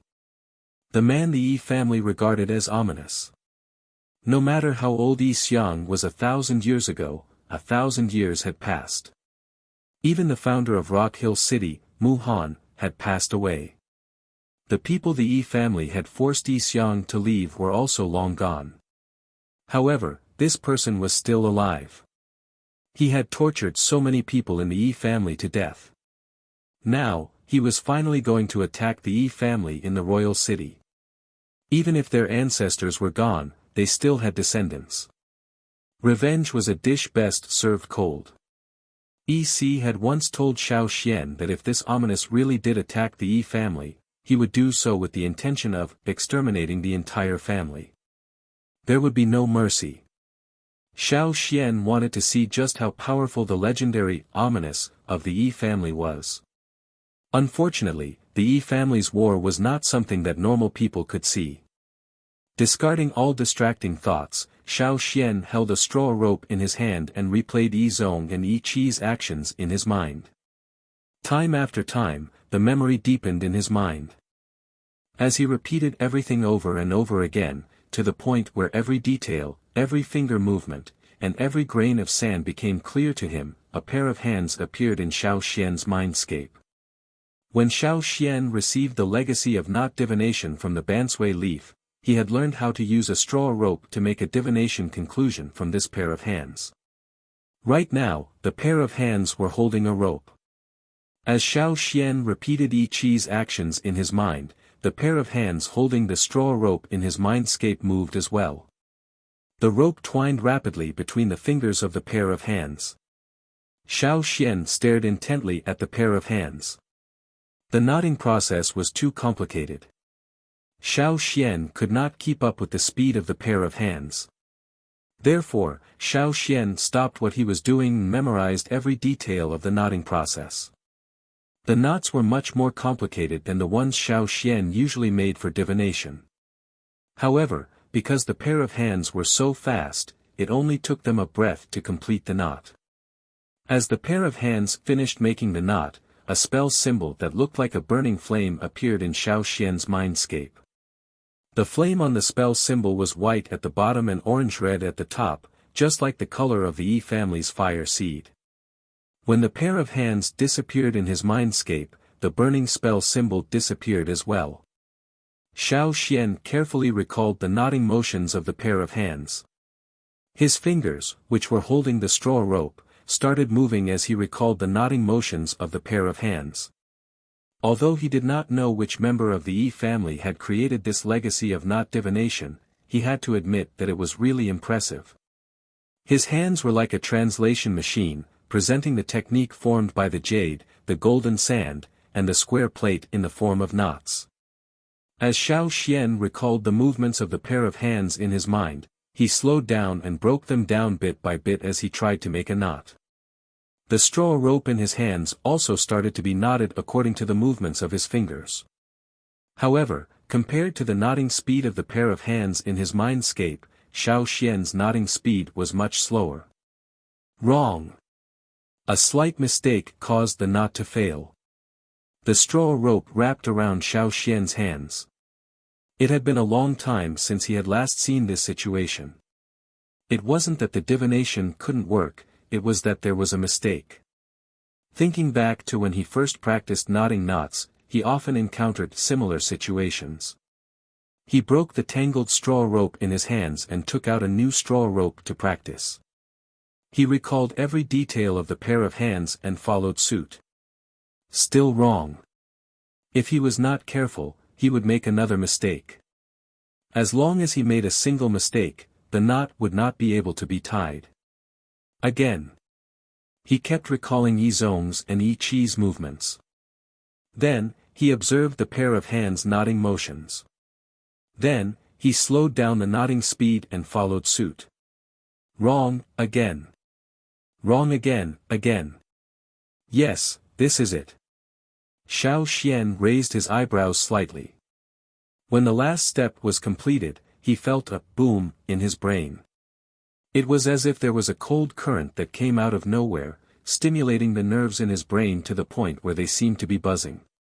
He opened his eyes and looked at the straw rope in his hands. A strange knot had appeared there. Xiao Xian could even vaguely feel the subtle changes in his surroundings when the knot appeared. It was as if the air had silently fluctuated. Bang! With a soft sound, the straw rope in Xiao Xian's hands broke into pieces. The knotted part of the rope turned into bits of grass. His head was throbbing with pain. He had used too much energy when he was tying the rope just now. It would take a while for him to recover. Xiao Xian stared at the broken straw rope in his hands. He didn't know if it was because of the sudden break in the knot, but after the knot was formed, it suddenly fell apart. Fortunately, he had brought more straw rope with him before he came. Because he might need to use straw rope for divination, Xiao Xian usually used a different method when he was making straw ropes before a hunt. Every straw rope used for hunting could be divided into more than 10 strands of thin rope. This method was more complicated and took more time, but the straw rope made with this method was stronger. It could also be used for divination. Tracking didn't use a lot of straw rope, but now, Xiao Xian wanted to try to enter the other plane that the Yi family had mentioned. This would require a lot of straw rope. After recalling the knotting method from earlier, Xiao Xian repeated the knotting action. Success the first time could only be attributed to luck and accident. Only by succeeding every time could one be considered to have mastered the knotting method. There was no room for luck when it came to matters like this. If he couldn't master it now, he might not be able to find the feeling of tying the rope again after some time. He might even miss out on a lot of important insights. The knot that he successfully tied was deeply engraved in Xiao Xian's mind. When he succeeded the second time, Xiao Xian's hand movements were still not fast, but they were much smoother. Then the third time, the fourth time, after successfully tying 5 knots in a row, Xiao Xian temporarily stopped practicing the first knot and moved on to the next one. When all the movements of his hands were put together, he didn't just make one knot. This kind of knot was very draining. Xiao Xian rested for a while before starting a new knot. The second knot was even more complicated and difficult. When Xiao Xian succeeded in tying the knot, he couldn't wait to leave the sea of consciousness. His vision went dark for a moment. The long-awaited feeling of exhaustion reminded Xiao Xian of the first time he practiced knot divination. After resting for a while and drinking some water, he felt much better. It really wasn't easy to watch a battle between the Yi family. If he hadn't tried, he wouldn't have known that the Yi family could withstand such a huge expenditure of energy. Previously, Yi Qi and Yi Zong had done it all in one step. The series of movements seemed to be a whole, without any stagnation or disintegration. That's really not easy.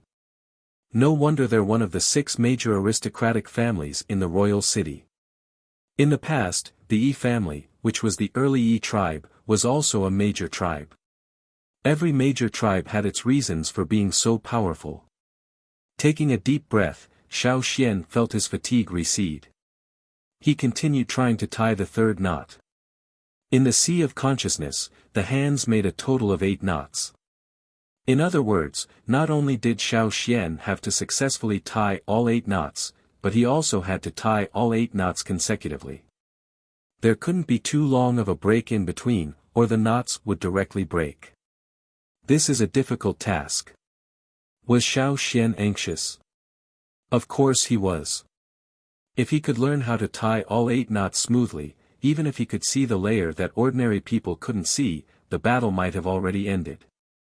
However, there was no point in being anxious. The more anxious he was, the more likely he would make mistakes. He had to remain calm. 8 knots, each more complicated than the last.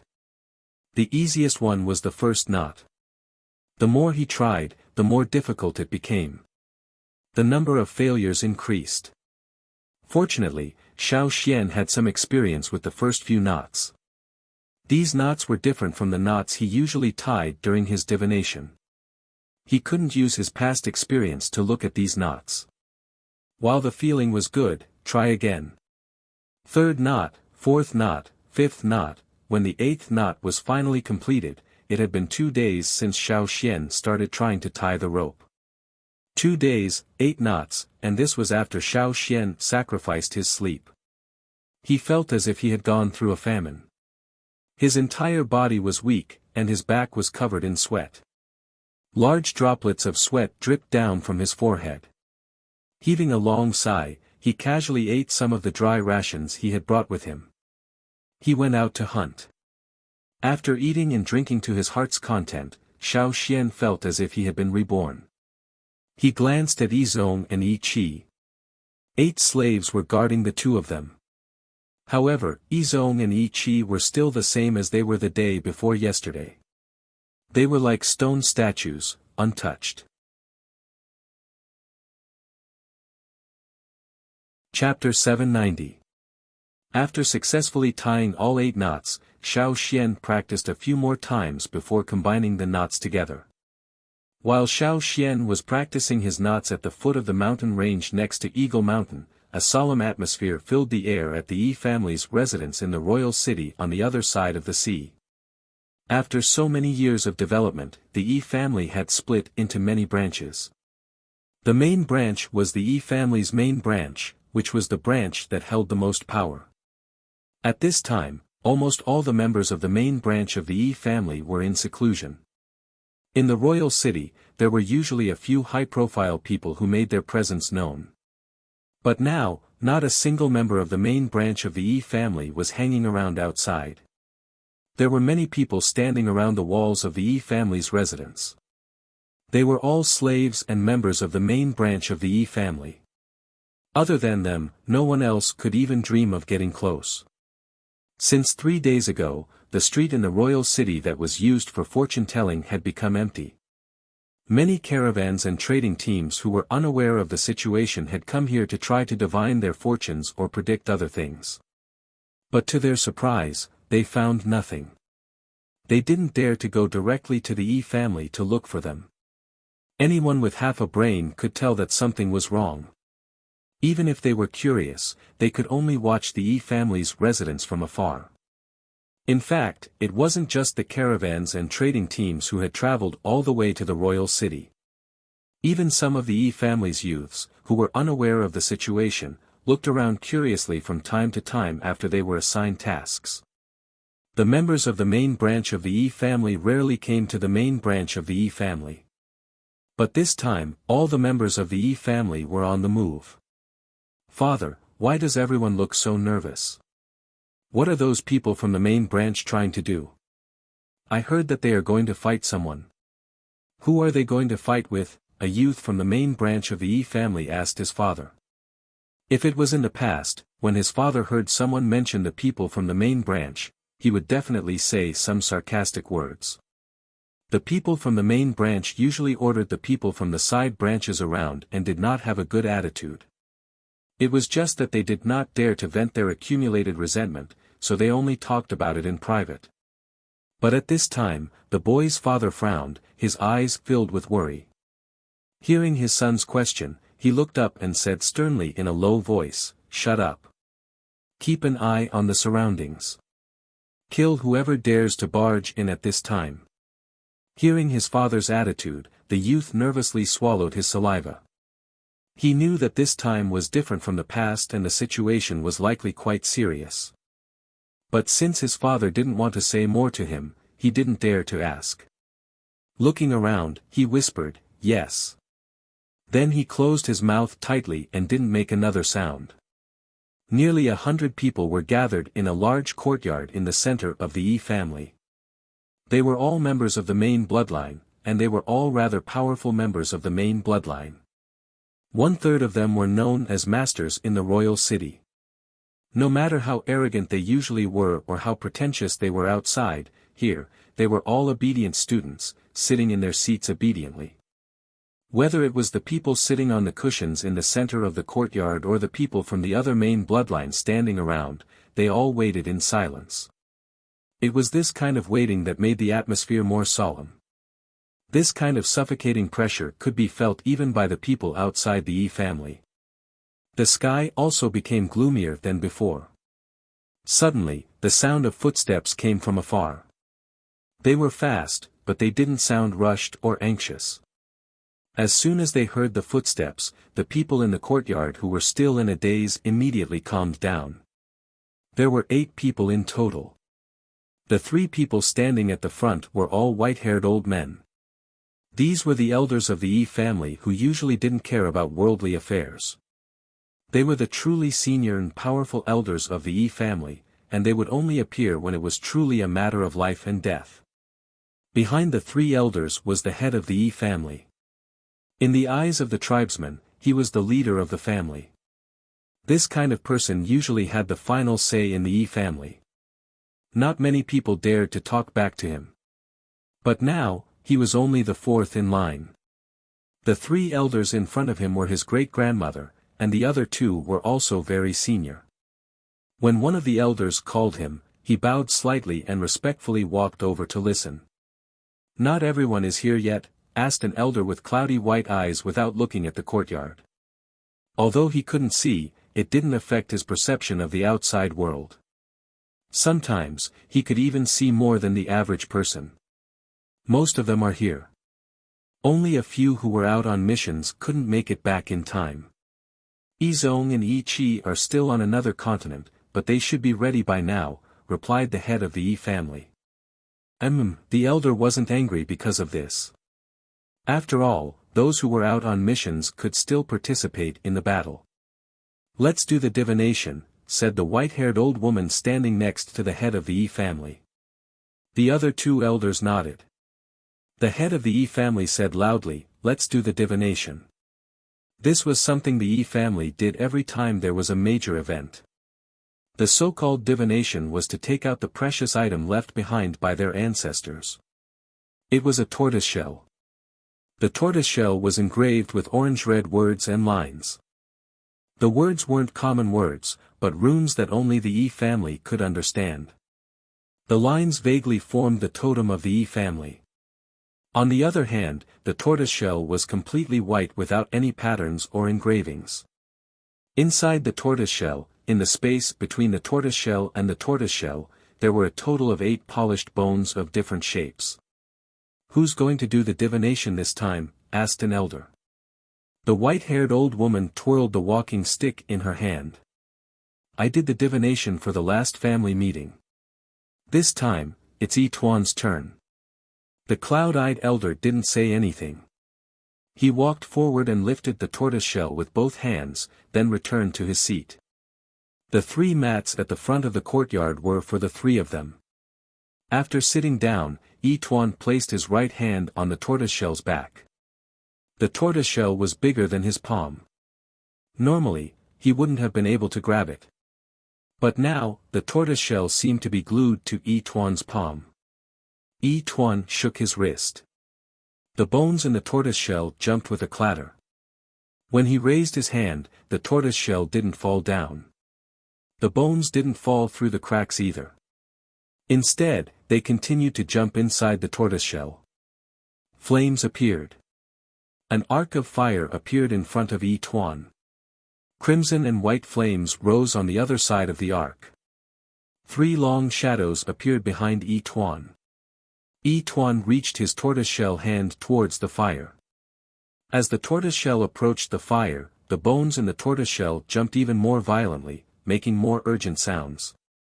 Crack, crack, crack, the cracking sound drowned out the bones in the tortoiseshell.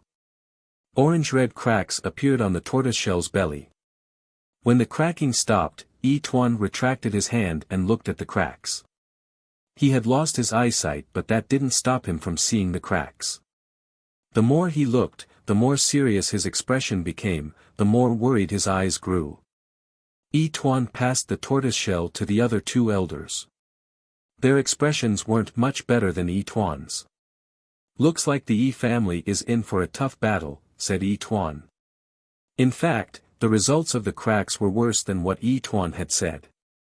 It wasn't a tough battle, it was a battle to the death. But there was a chance of survival in death.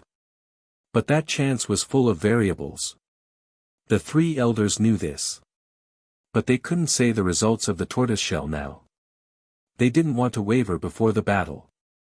Sighing almost imperceptibly, Tuan said loudly, "Prepare for battle." A powerful ripple of power swept across the spacious courtyard like a sudden wave. The people around the courtyard didn't dare to breathe loudly. The orange-red gaseous flames that could be seen with the naked eye filled the surroundings and rolled around. Everything that the naked eye could see seemed to be distorted. Whoosh, inside the tortoise shell, the sound of the bone pieces hitting the tortoise shell was hurried. The courtyard seemed to have blocked out all sounds. The sound of insects, the sound of leaves, the sound of people breathing, everything disappeared. The clattering of the bone pieces became the only sound in the courtyard. Whoosh, the clattering grew more urgent until it suddenly stopped. Open. It was as if an ancient beast had opened its black maw where Tuan was, swallowing everything in the courtyard. The surrounding buildings, people, flowers, and trees all disappeared, leaving only emptiness. Of course, this was only seen by the 100 or so people sitting in the courtyard. As for the people standing at the edge of the courtyard, other than a large totem in the courtyard and the powerful aura fluctuations brought about by the crimson flame, there were no other major changes. In the emptiness, everyone's figures blurred. They could only vaguely make out a human figure glowing in flames. Even their silhouettes blurred occasionally, their faces indistinguishable. Tuan could sense that the person they were waiting for was about to appear. The person who had been predicted to bring misfortune to the family 1,000 years ago would soon appear before them. Soon, several figures appeared in the emptiness not far from them. They were members of the family who couldn't make it back in time. Another figure appeared with the appearance of the family's totem. Chi, Zong. The family recognized them. Even though they couldn't see their faces, they recognized their auras. The family didn't ask Chi or Zong about the situation. Nothing mattered now except the impending battle. Why waste time asking about unimportant things? After gathering, the 3 elders of the family allowed everyone to get used to the new environment. Some newcomers would feel uncomfortable, so they came early. After a while, Tuan's eyebrows twitched as he looked into the emptiness. Tuan wasn't the only one. The other two elders also looked over warily. Everyone else behind them paused. Did someone else come from there? The Yi family head was also racking his brains. He could not think of anyone who had not appeared here while on a mission. Even if there was, they would have appeared a little late. Based on the time, it should have been a few days ago. The Yi family wouldn't make such a mistake. Excluding all these, could it be that the person who appeared now was their enemy this time? Knots. Yi Tuan couldn't hide his surprise. With their abilities, they could tell how anyone who wasn't in the Yi family's headquarters got in. The ripples weren't the Yi family's usual method but the long-lost knots. He wasn't familiar with knot divination and only knew a little about it. He could guess what method was used based on the ripples. Knots. The rest of the Yi family were equally shocked. Didn't the Yi family's knots branch disappear a long time ago? Why would they appear here now? No, there was someone else. Yi Xiang knew knots too. This meant that even if the person wasn't Yi Xiang, he was very likely related to him. Knots were a type of grass. Together with armor and bone divination, grass was the Yi family's three most powerful divination branches. Divination came from them. Rumor had it that the ancestors of the grass branch only needed to pluck a blade of grass from a mountain to know what they wanted to know. Unfortunately, time passed quickly, and many years had passed. In the end, only the knotted rope school was left of the originally complicated grass school. The other schools had already evolved, more or less adding other materials to assist them. Some had even absorbed the elements of armor and bone reading to create other new methods. The knotted rope school was also regarded as the most conservative, stubborn, and unreasonable school. At the same time, it was also the poorest school. This was because the knotted rope school did not have the concept of money, nor did they pursue material pursuits. If someone they did not like offered a lot of money, they would not lend a helping hand. As a result, they were gradually pushed aside, becoming destitute and declining. The last master of knots died 1,000 years ago. What made the Yi family gnash their teeth was that the master had taken in a disciple before he died. The master only took in one disciple in his life, and that disciple was the thorn in the Yi family's throat, Yi Xiang. When Yi Xiang left, he took the master's knots legacy with him. Since then, the Yi family no longer practiced traditional knots. Knots disappeared, but it didn't affect the Yi family much. Later generations of the Yi family came up with even more powerful divination methods. The first thought that came to everyone's mind was, is there a traitor? Yi Qi, Yi Zong, who were you with before you came? Yi Tuan suddenly asked. Yi Qi and Yi Zong were taken aback by Yi Tuan's question, not understanding why. Was Yi Tuan suspecting them? Suspecting them of betrayal? That wasn't right either. Yi Tuan's voice was stern, but it wasn't directed at them. This wasn't the tone of a traitor. Several people flashed through Yi Qi's mind, including Xiao Xian, but he firmly rejected them. It couldn't be that tribesman. Tribesmen couldn't possibly know about the Yi family's core. Yi Zong was also thinking. The first thing that came to mind was Yanjiao Xiao Xian, but he didn't believe it either, so he didn't know how to answer. Soon, the ripples became more obvious. There were even flames, indicating that a figure was about to appear. However, unlike the Yi family, there was no Yi family totem. Before Yi Zong and Yi Qi appeared, there would be a Yi family totem formed from the fire seeds flames beneath their feet. What did it mean if there was no Yi family totem? They weren't even from the Yi family. Yi Xiang was also from the Yi family and had Yi family blood in him. This wouldn't happen. Then who was it? Yi Zong's guess suddenly became 80% likely. Xiao Xian. Is it Xiao Xian from the Yanjiao tribe? What? A tribesman? And the Yanjiao tribesman? Even the three leading figures were stunned. If one could see their expressions, they would be filled with shock and disbelief. If the speaker wasn't Yi Zong but someone else from the Yi family, they would have been scolded. However, Yizong was a genius of the younger generation. He wasn't one to spout nonsense or make random guesses. While the Yi family was still in shock and disbelief, the flames grew bigger and bigger. Unlike the Yi family's fire seed, the flames were crimson, but there was still no totem. The flames finally condensed into a blurry figure. It was much more blurry than anyone else in the Yi family. It looked like it could scatter at any moment. This aura. Yi Qi looked in that direction as if he had been struck by a bell. Yanjiao. Shao Xian. Chapter 791. Shao Xian felt his eyes burning, and it was difficult for him to even open them. It was as if someone was hammering his head with a hammer, causing him to feel a dull pain. His eardrums also hurt so badly that he even suspected that he had gone deaf. There was a cacophony of noises all around him. It sounded like the collective howling of wild beasts in the forest, but it also sounded like someone was making a racket.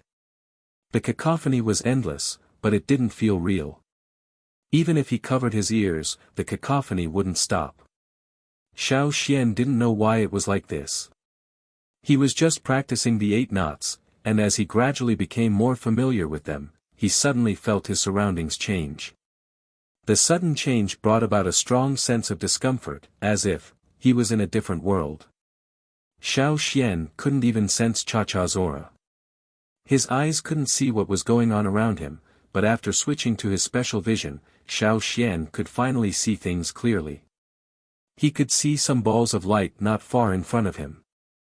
No, they weren't balls of light, they were a group of people. To be precise, they were a group of human-shaped flames. They looked like human figures, and the color of the flames was a combination of orange, red and white. It was the color of the Yi family's fire seed. Gradually, the discomfort in his body subsided, and the cacophony of noises in his ears faded until it disappeared. His surroundings were completely silent. Shao Xian removed his hands from his ears and stood still. He looked at the balls of light over there. After switching to his normal vision, what he saw wasn't much different from what he saw with his special vision. His surroundings were still pitch black, and he couldn't see the end of it. In the darkness, the gathering of the balls of light was the most obvious. Shao Xian, Yanjiao. A voice with obvious shock and astonishment sounded. It seemed that Shao Xian's appearance was very unexpected, and he couldn't believe it. Shao Xian looked in that direction. As his body quickly adapted to this place, he could also sense the movements over there. He could also sense the aura of the speaker, and of course, he could also hear the speaker's voice clearly. Yi Qi. Shao Xian looked at a figure. He couldn't see the person's face, but he could tell from his voice and aura. Shao Xian also recognized Yizong, who was standing beside Yi Qi. It's really you. How did you get here? Yi Qi still couldn't figure out how Shao Xian had followed them here. Didn't he ask them to tell him the method? But at that time, he and Yizong did not say anything, nor did they tell Shao Xian how to enter this place. In fact, Shao Xian was not even a member of the Yi family. Or could it be that Shao Xian actually had Yi family blood in him? Yi Qi was not the only one with this thought. Even the 3 highest-ranking elders had their doubts for a moment. But the truth before their eyes told them that Shao Xian did not have any Yi family aura, because Shao Xian did not have any Yi family power. Even the color of his flames was different. Without Yi family blood, without Yi family power, how did this tribesman enter this place? They couldn't figure it out, they couldn't figure it out. This was completely impossible, but it really happened. It drove the Yi family crazy. Where did you learn how to knot? Asked Yi Tuan. Shao Xian looked at Yi Tuan and the other 2 figures beside him. Among the group, these 3 figures were the most solid and clear, unlike the others who would occasionally emit flames to ruin their silhouettes. By chance, said Shao Xian. In fact, Shao Xian was also very curious. What kind of place was this? Although he was here, he knew nothing about this place. Moreover, Yizong and Yi Qi had left for several days. Xiao Xian had spent 2 to 3 days practicing all 8 knots, then another 2 to link them together. In total, it had been 4 to 5 days. But where was the legendary Yi Xiang? Wasn't there a battle? Why hadn't it started? You're lying, you're definitely with Yi Xiang, someone from the Yi family said. However, Yi Tuan raised a hand and the commotion died down. Why are you here? Asked Yi Tuan. As Yi Tuan spoke, Xiao Xian felt as if an invisible sword was pointed at him. If he was not careful, it would fall on him. I've long heard that the Yi family is different from the rest. I was just curious and came here by accident. I was tying knots and came in. Don't worry, I'm just here to take a look, said Xiao Xian. He suddenly thought of a problem. He could enter but he did not know how to leave. Impulsive. Xiao Xian thought. Xiao Xian did not expect to enter this strange place so quickly. He had even thought of not being able to enter. After all, Yizong had said that without the Yi family's bloodline and fire seed, one could not enter. Whether he's telling the truth or not, we cannot allow any uncontrollable accidents in this battle, said an elder. This meant that Xiao Xian, who had appeared here, would be chased out or killed. Logically speaking, they should have done so to remove any interference. However, Yi Tuan suddenly thought of the crack in the tortoise shell during the divination. Was the sliver of life in death also an accident? That accident, was it referring to this person who suddenly appeared in front of him? Yi Tuan also wanted to know why Xiao Xian was here. He did not connect Xiao Xian to Yi Xiang.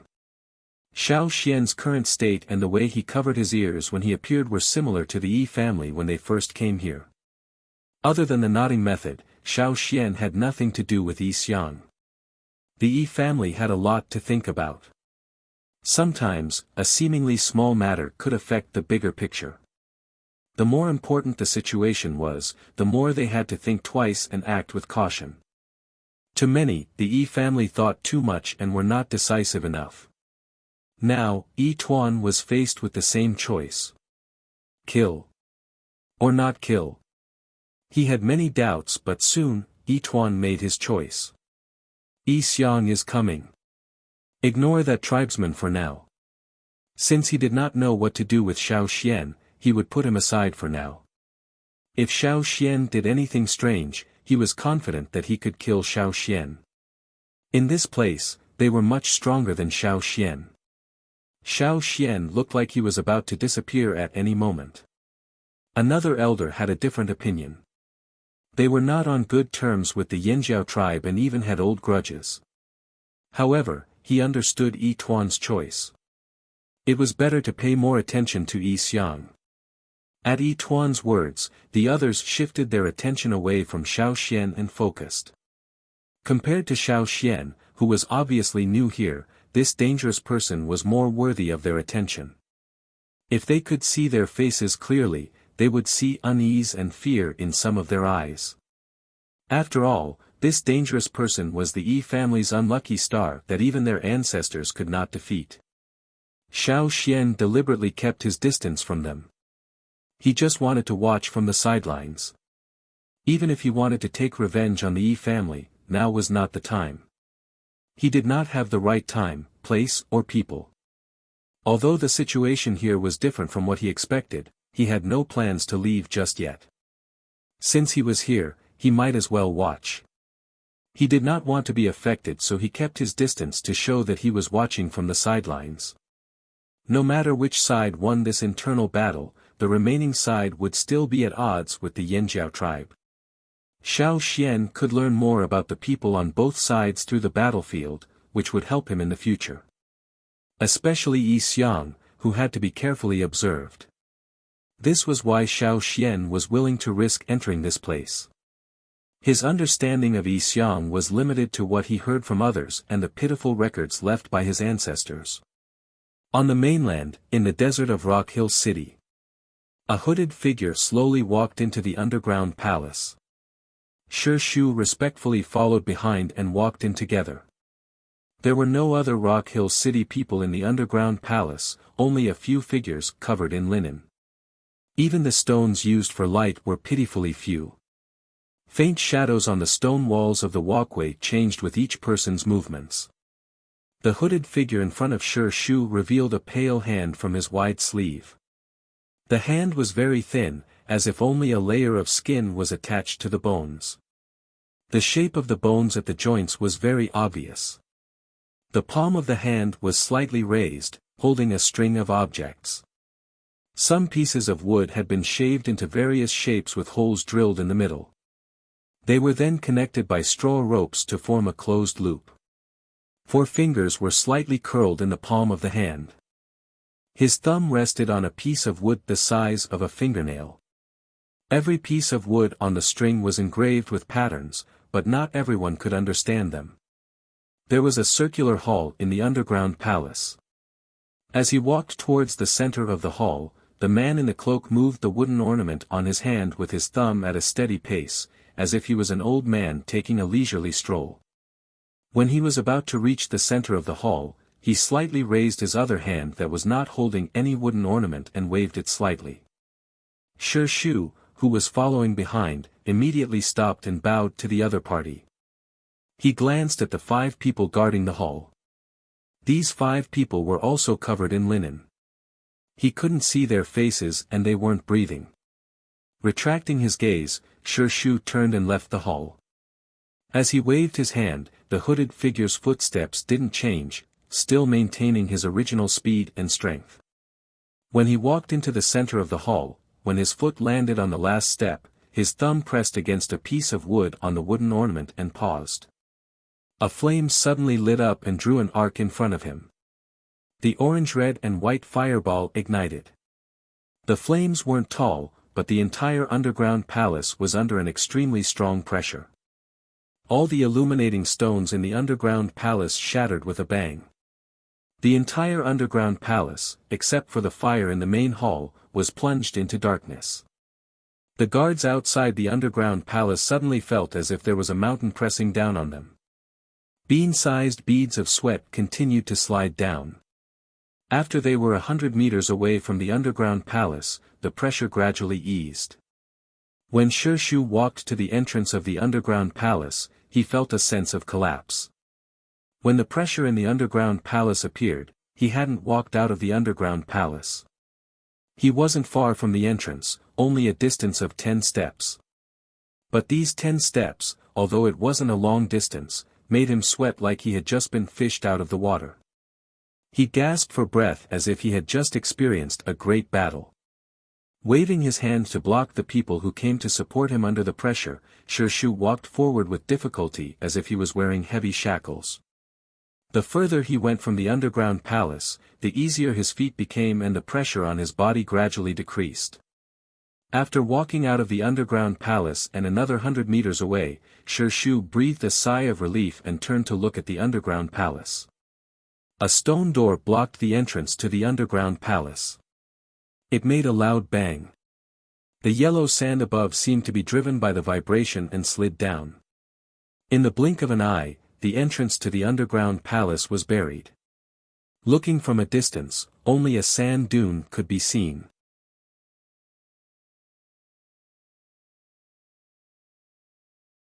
Chapter 792. Xiao Xian was trying his best to get used to this place. Although it was much better than when he first arrived, he still felt uncomfortable. Although he could still stand, he felt as though he was suspended in midair. It didn't feel like he was stepping on the ground, but he couldn't fall. He could still walk if he wanted to. It was really strange.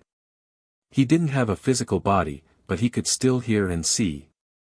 Xiao Xian had guessed that this place might have been created using the power of the fire seed. However, there were still many inconsistencies. The darkness around him also seemed to hide many things that couldn't be seen. It was mysterious and unpredictable. However, Xiao Xian didn't think too much about it. Soon, he felt a strong wave of energy coming from somewhere. It was similar to the energy coming from the Yi family, but there were also obvious differences. Anyone could tell the difference between the two. A line of fire suddenly appeared in the void in the distance, drawing an arc in the place where the power fluctuations were. A ball of fire appeared at one end of the arc. Whether it was the arc of fire or the ball of fire, they were very different from the ones on the Yi family's side. The most obvious difference was that the ratio of the two colors in the flames was different. On the Yi family's side, the ratio of orange-red flames to white flames was almost 50-50ths.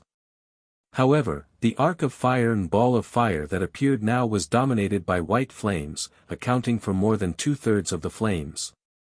On the other end of the arc of fire, a figure appeared. It was a very clear figure that seemed to be flashing with fire. Ren Baqien could even see the slight movement of the cloak that this person was wearing. Xiao Xian had already noticed that the stronger one was, the clearer the figure formed here. This clarity didn't refer to the appearance of the figure. Everyone was formed by flames, so he couldn't see their faces. On the Yi family's side, there were only orange-red and white flames. There were almost no other colors. The so-called clarity referred to the silhouette of each figure and the overall feeling of the figure. Xiao Xian was the weakest among them.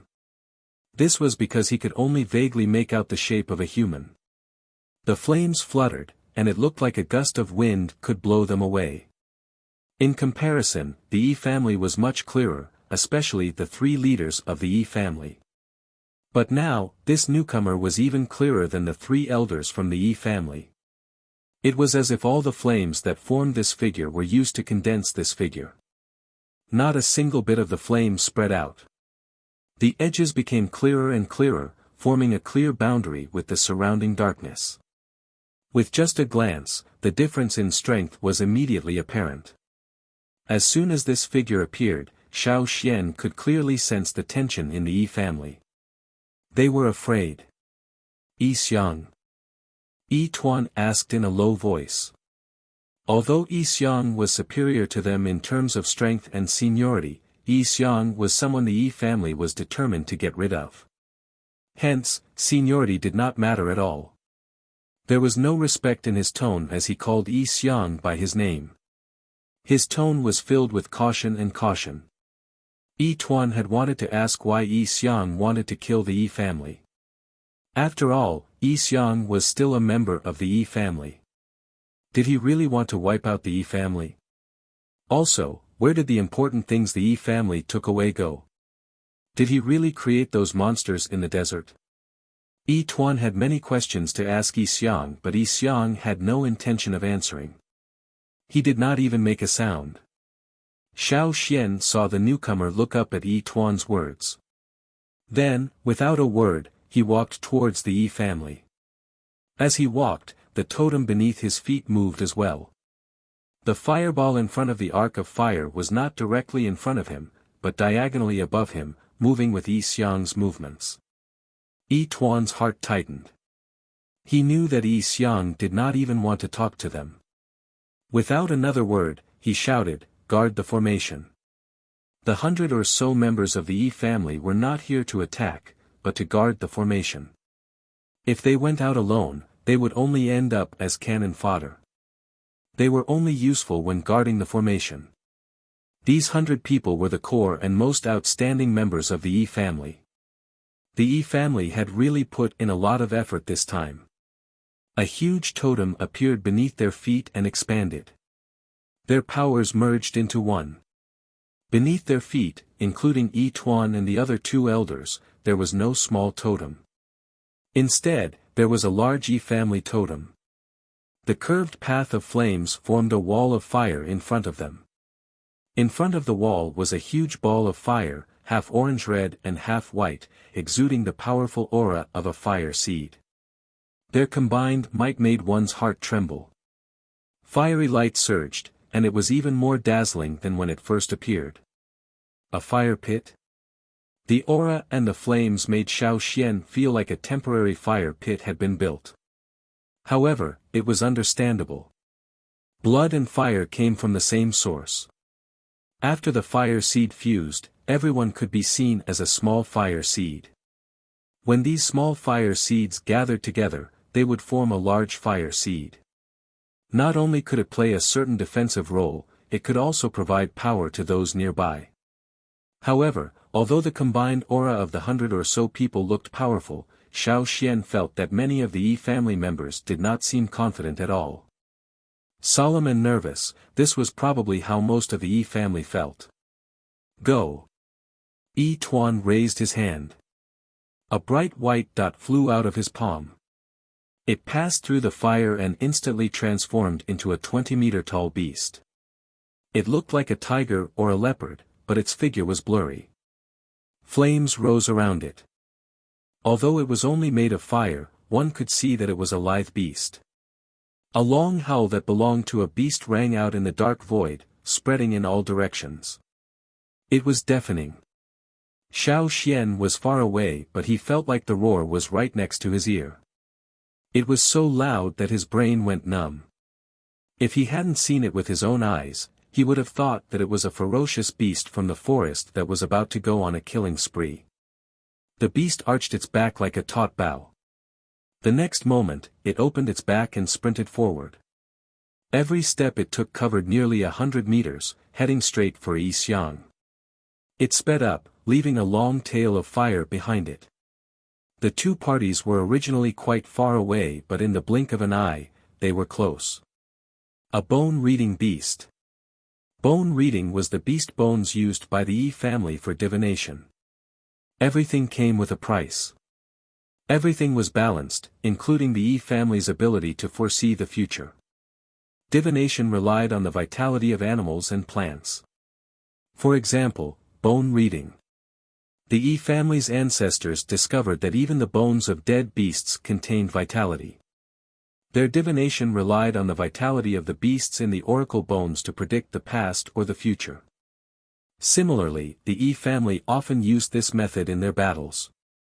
The objects that everyone used for divination, regardless of whether it was the bone divination branch, the armor divination branch, or the various divination techniques that were now mixed together, all possessed a certain amount of vitality, including stones. Yes, stones. The Yi family's ancestors believed that stones were the bones of the earth and contained a great deal of vitality. Hence, after the oracle bones, they began to add stones to their divination. These stones were not randomly picked up but were carefully selected to contain vitality. For example, the jade stones used by Yi Zong and Yi Qi were used to carry out their divination using the vitality of these stones. Whether it was the oracle bones or jade stones, regardless of whether they were found or gifted, as long as they held them in their hands, they could be used for divination or for internal battles within the Yi family. Xiao Xian had heard about this from Yi Si and Yi Zong, but this was the first time he had seen the Yi family use bone reading in this way. Yi Tuan's flaming beast must have been the beast's form when it was alive. Seeing this, Xiao Xian suddenly remembered the ancestral bone ornaments he was wearing. Speaking of which, the bone ornaments left behind by his ancestors were also made from his own bones. Could the power contained within them be the vitality left behind by his ancestors? He thought about the flaming giant that had appeared many times in the past and compared it to the Yi family's methods. Although they were different, there were similarities. It didn't matter if it was similar or not, Xiao Xian didn't have time to think too much about it because they were about to collide. A beast roar even louder than before rang out again. Accompanying this roar was the bone-reading beast's final leap towards Yi Xiang. To everyone's surprise, Yi Xiang did not use the bone-reading beast or the shell-reading beast, nor did he use the divination techniques of the other Yi family members. He did not even try to dodge. Instead, he took a step towards the bone-reading beast and raised his hand. A strange energy rippled from his hand and collided with the bone-reading beast.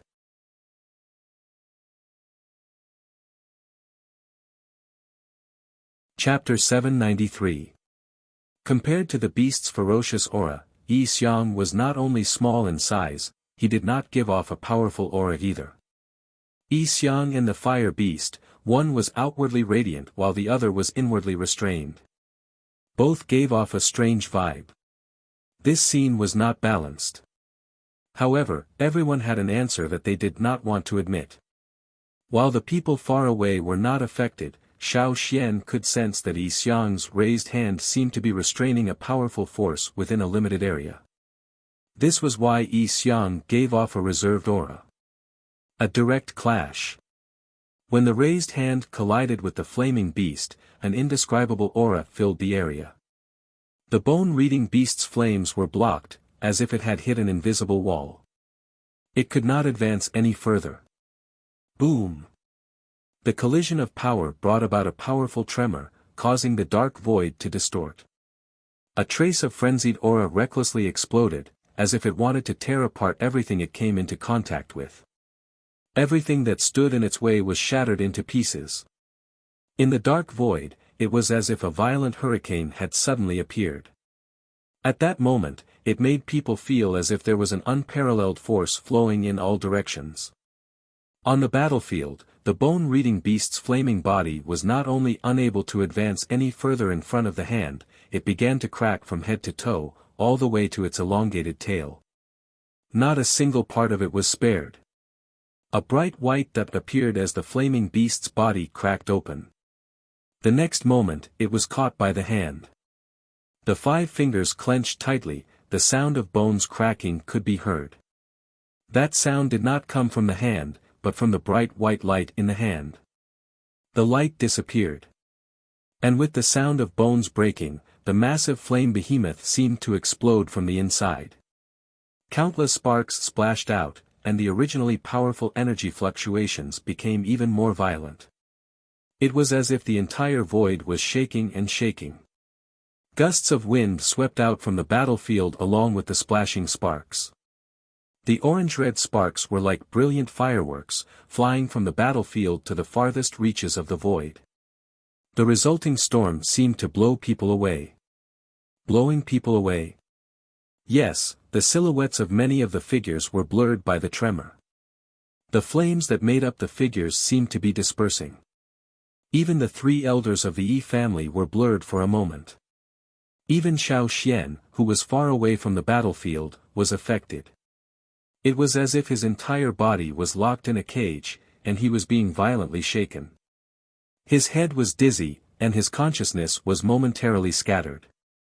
It was uncomfortable, but Xiao Xian endured it and quickly gathered his consciousness again. However, although it was uncomfortable and he was still affected, Xiao Xian also gained something. The scene just now gave Xiao Xian a great deal of inspiration. Every trace of energy fluctuation had its reason for existence, and Xiao Xian was able to deduce its origin and cause from these details. Xiao Xian realized that the clash between Yi Tuan's bone-reading beast and Yi Xiang was not a battle intent brought about by another form of life, but a push from the consciousness of the exorcist. A push from the consciousness. Xiao Xian felt as if he had found a way to leave this place. However, he did not want to leave just yet. It was rare for him to meet the legendary Yi Xiang of the Yi family, and he was unwilling to leave just like that. He had yet to see how powerful Yi Xiang was. Furthermore, observing Yi Xiang's abilities was his goal in coming here. Let's wait and see. Xiao Xian thought. The scattered sparks seemed to be scorching hot, but the Yi family felt a chill run down their spines. This was just a test from Yi Tuan, but it was not a casual attack. If it had been used on anyone else, it would have been a fatal blow. However, against Yi Xiang, who was walking slowly towards him, it was reduced to nothingness in a single blow. What little confidence they had left fell again, and fear rose in their hearts. The rumors were true, Yi Xiang was indeed powerful. This was only a probing exchange. His true strength was still unknown for the time being. For the Yi family, the unknown was the scariest. Yi Tuan shuddered in disbelief. Even though Xiao Xian could not see his face in his current form, he could guess his expression. The white light was the fire beast's source of power, a bone that gathered all the life energy in the beast's bones. Just now, the fire beast's source of power had been destroyed. It could no longer exist. At the same time, in the Yi family's mansion in the royal city, a bone in front of Yi Tuan shattered with a crack. Amidst the oppressive silence, the cracking sound came abruptly. Everyone standing in the surroundings looked over. A middle-aged man nearby stared at the broken bone in front of Yi Tuan, his eyes almost popping out of their sockets. "It's broken, it's broken." A large bead of sweat dripped from the man's forehead. Broken meant the bone was useless. In the Yi family's words, the bone was truly dead, with no life energy left in it. It wasn't that he hadn't expected this situation, but it came too quickly, so quickly that the uneasiness in his heart grew stronger. Each bone Yi Tuan used came from a powerful fearsome beast. The fact that it could survive to this day meant that it came from a giant beast that looked like a tiger or a leopard. It was a ferocious fearsome beast when it was alive. Its bones had great vitality.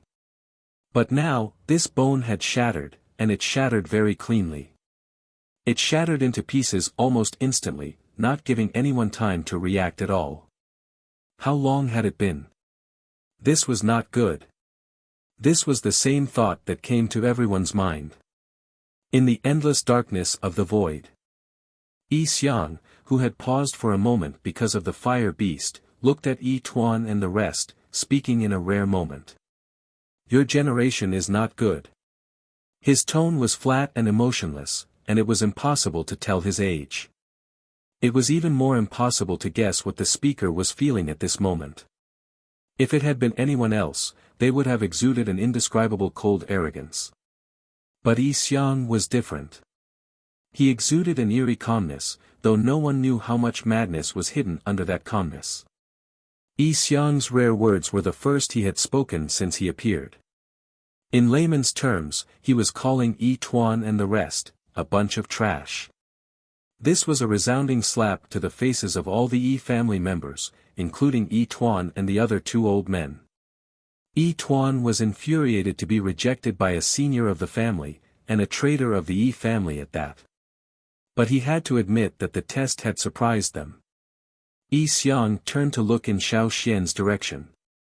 He could not see Yi Xiang's face, but Xiao Xian could feel his eyes boring into his brain and heart. At this moment, he felt like he was being seen through by Yi Xiang's eyes. "Xiao Xian. Why are you looking at me like that?" Xiao Xian was prepared to retreat at the first sign of trouble. This was the Yi family's home ground. He would not gain any advantage here. He would not fight the Yi family directly, much less the unknown Yi Xiang. If he did, Xiao Xian would have to retreat. He was not a member of the Yi family anyway. He did not have the family's pride to fight Yi Xiang. Fortunately, Yi Xiang did not continue to stare at Xiao Xian. After a brief glance, he turned to Yi Tuan and the rest and started walking again. His speed and distance were exactly the same as before, as if measured by a machine. Xiao Xian had a feeling that Yi Xiang was like a ticking time bomb with a dial. His legs were the needle on the dial. When the needle reached the end, it would cause an even more destructive storm.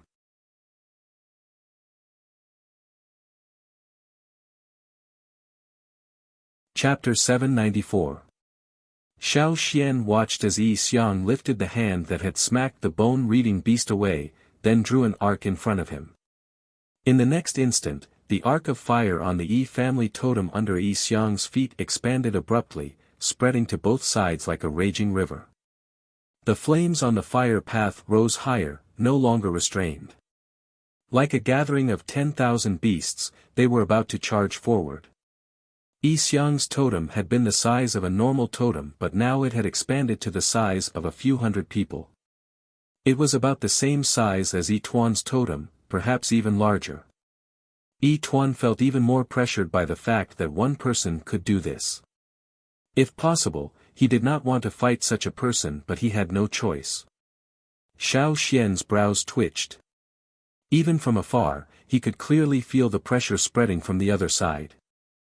Although his body was not here, Xiao Xian felt his hair stand on end, as if a cold current was running through his body. This was not going to work. Yi Tuan's probing earlier had affected Xiao Xian. Xiao Xian would not be able to avoid an even bigger storm. The next clash between the two sides would be a real battle of strength. Strong against strong, tough against tough. If Xiao Xian continued to stay here, he would become cannon fodder. It was not safe, it was too dangerous. Was it worth the risk to stay? After some thought, Xiao Xian decided to leave. Just now, when the two sides collided for the first time, he had figured out a way to leave. He planned to give it a try. It would be best if he could leave, but if he couldn't, he would retreat a little further and then be prepared to welcome the impact of the storm. This was a form that surpassed his consciousness. It was similar to when he controlled the flame giant. Xiao Xian thought as he observed himself. As if parting a cloud, Xiao Xian saw a white dot. Xiao Xian suddenly thought of Yi Tuan's bone-reading beast. Like the bone-reading beast, the white dot was the core of Xiao Xian's existence. It was similar to, but not limited to. It also had powerful life force, like a soul. At this moment, there were many more flames wrapped around the bright white. What Xiao Xian needed to do now was to remove all the flames that were wrapped around the bright white flame. Using only his consciousness, he could use the power available in this state. Although it looked like he had left his body, he could still use many powers, such as totemic power and another power in Xiao Xian's body. What Xiao Xian was using now was a power that was not from the Yanjiao fire seed. A thin white line of fire appeared around the white flame. Under the control of Xiao Xian's consciousness, it circled around the white flame. Every time it circled around the white flame, a part of the flame would be taken away. 1 circle, 2 circles. At first, the white line of fire slowly circled around, but later, it skillfully sped up to form a whirlpool, enveloping the bright white and red flames. Bit by bit, the white flames were taken away by the white line of fire. The white flames also gradually became thicker, and the surroundings were covered by the red flames.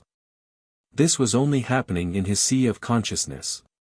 In this dark void, the human-shaped flame on Xiao Xian's body decreased from bottom to top at a speed visible to the naked eye, as if it was disintegrating on its own according to a specific pattern.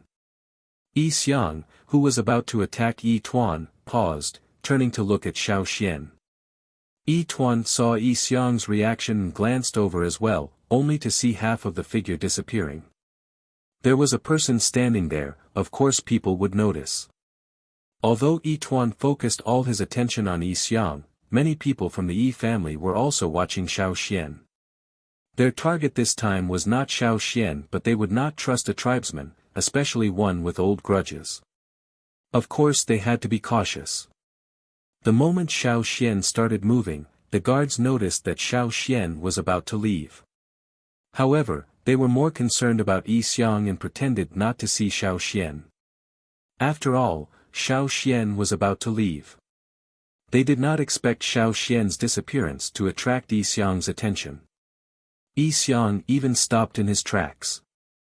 When Xiao Xian completely disappeared, Yi Tuan sensed carefully but could not sense Xiao Xian's presence.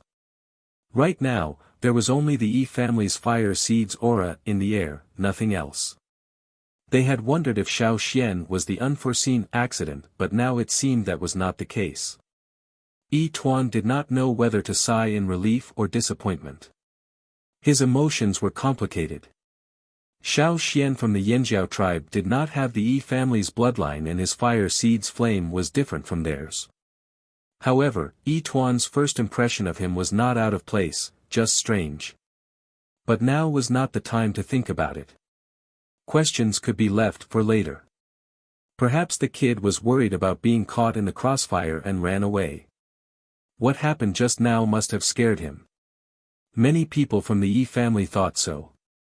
Calm down. Yi Tuan shouted. This was to distract them from paying attention to anything else. After Yi Tuan's reprimand, the people guarding the formation calmed down. It was good that the tribesmen had left, they did not have to worry about him.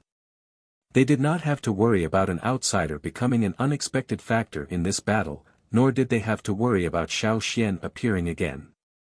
Did he think he could come and go as he pleased? Most of them would make ample preparations before entering this place. After all, it required a lot of energy, and it was easy for the mind to get tired. Although it was easier to exit than when they entered, it was not that easy. Only a small portion of the Yi family could enter this place. It was already a surprise that a tribesman could make it here. Leaving safely could only be considered lucky. The Yi family no longer thought about Xiao Xian. Xiao Xian's appearance and departure was like a pebble thrown into a vast lake. It only caused small ripples, not waves. On the other side, when Xiao Xian opened his eyes, he felt dizzy for a moment. His vision darkened and his brain was very tired. It took him a while to recover. He looked around him. Cha-Cha was perched on a nearby cliff, one paw pressing down on a snake as thick as an adult's thigh. It was pecking at its food. This kind of snake was not considered big in this forest, but in this area, it was already a rare big snake. After all, there were very few beasts living in this mountain range. Noticing that Xiao Xian was awake, Cha-Cha tossed the half-dead snake in front of Xiao Xian and hissed twice. "I'm fine. I'm just a little tired." Xiao Xian patted Cha-Cha's bird head. He got up and slowly walked 2 steps. His feet stepped on the firm ground and he felt the strong support of the ground. This place was completely different from the void. Xiao Xian looked at Yi Zong and Yi Qi. He saw that they were still sitting in the same position as before. However, the jade stones on the square plates in front of them had changed positions. The biggest difference was the Yi family totem where Yi Zong and Yi Qi were sitting. Compared to before, the arc of fire in the totem was bigger and brighter. The flames were also taller. Naturally, the pressure it gave off was greater. The slaves guarding near the two of them were also further away. Yi Zong and Yi Qi were among the people guarding the Yi family. Xiao Xian did not find it strange that such a change would occur under the influence of 100 people. Xiao Xian did not look at the two of them.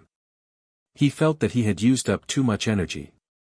He went hunting with Cha-Cha in the distance to find food. After eating and drinking, he even slept for a long time. His fatigue had completely disappeared. Xiao Xian thought for a moment and sat down again.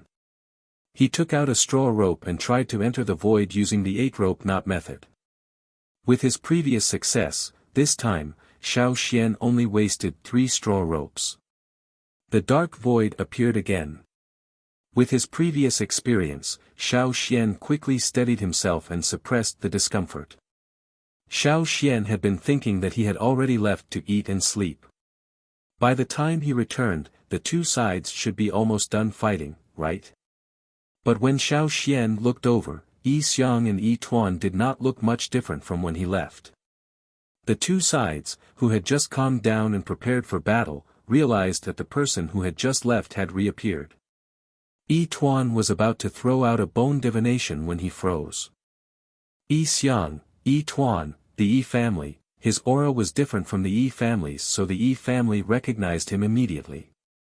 Why was he here again? How was this possible? The first time was a coincidence, a stroke of luck. What about the second time? They thought it was a stroke of luck to be able to enter this place and leave safely, that tribesmen would be able to brag about it.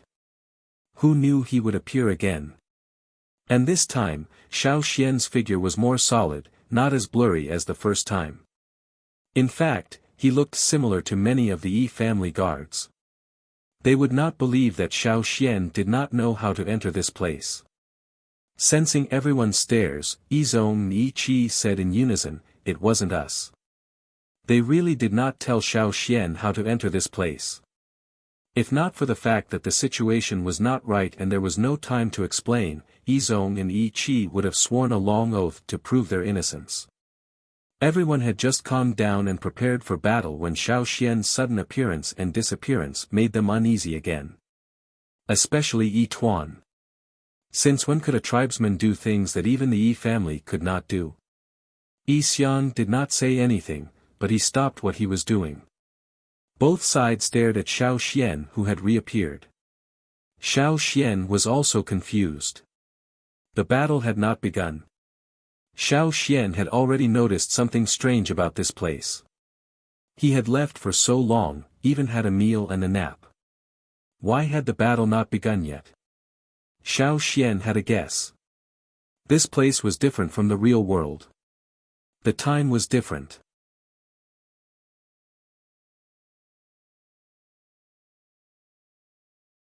Chapter 795. To verify his suspicions, Xiao Xian decided to leave the dark world. The Yi family had not started fighting yet, and Xiao Xian felt that his reappearance had attracted the attention of the Yi family, especially Yi Xiang. Yi Xiang had been watching him ever since he appeared. Xiao Xian only wanted to see how capable Yi Xiang was. He did not want to provoke Yi Xiang here. Even though he was surrounded by darkness, the atmosphere was too tense. Xiao Xian didn't want to stay here and risk his life. He thought it would be better to wait until the two sides were almost done fighting before he came back. By then, both sides would have exhausted a lot of energy and wouldn't spend much time watching him. When he opened his eyes again, Xiao Xian saw a pile of animal bones not far away. They were the remains of a snake that Cha-Cha had eaten. Before Xiao Xian left and entered the dark world, Cha-Cha had just finished eating the snake.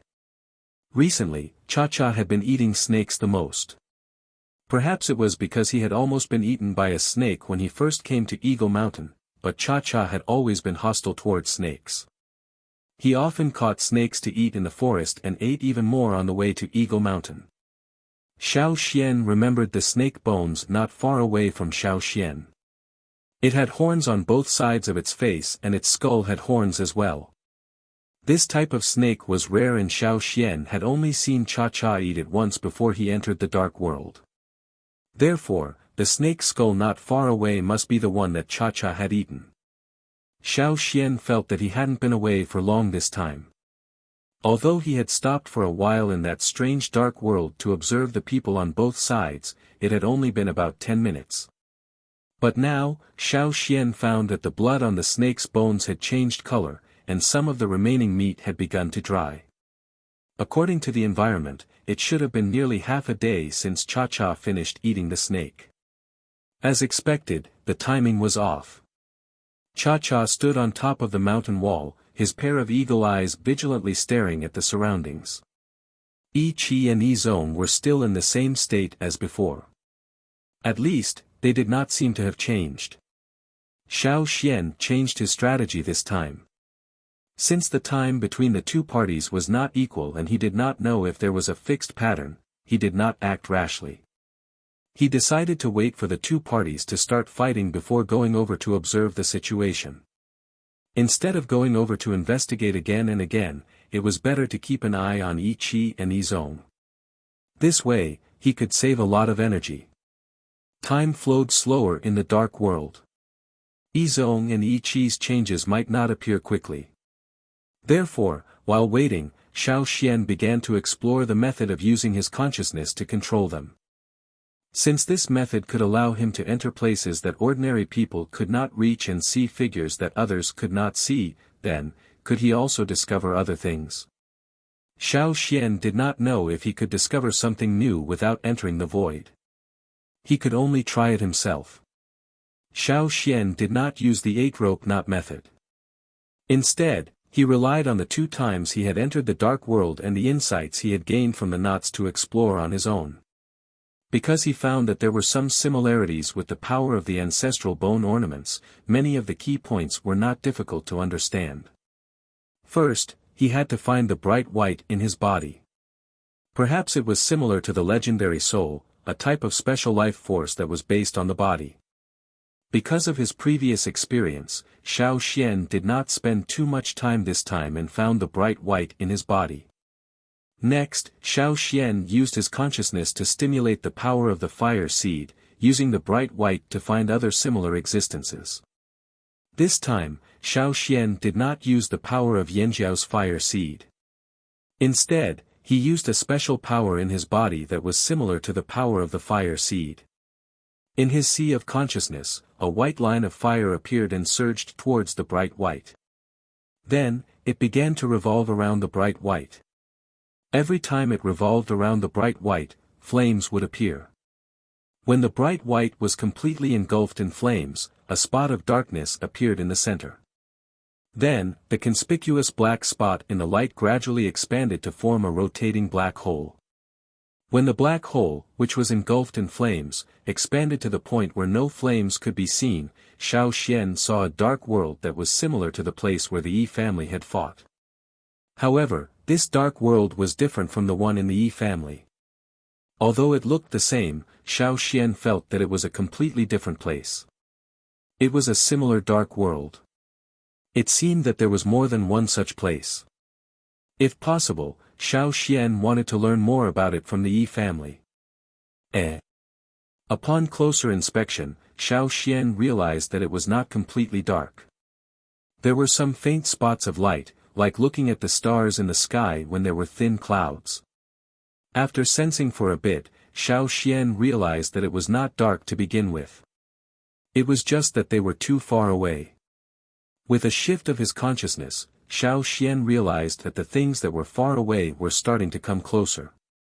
No, perhaps under the urging of his consciousness, he was rapidly approaching that place. As he got closer, the things that were originally not very clear became very clear. As long as Xiao Xian maintained this level of perception, he could continue to see the clear spots of light in the darkness. Previously, he had not been able to see them clearly.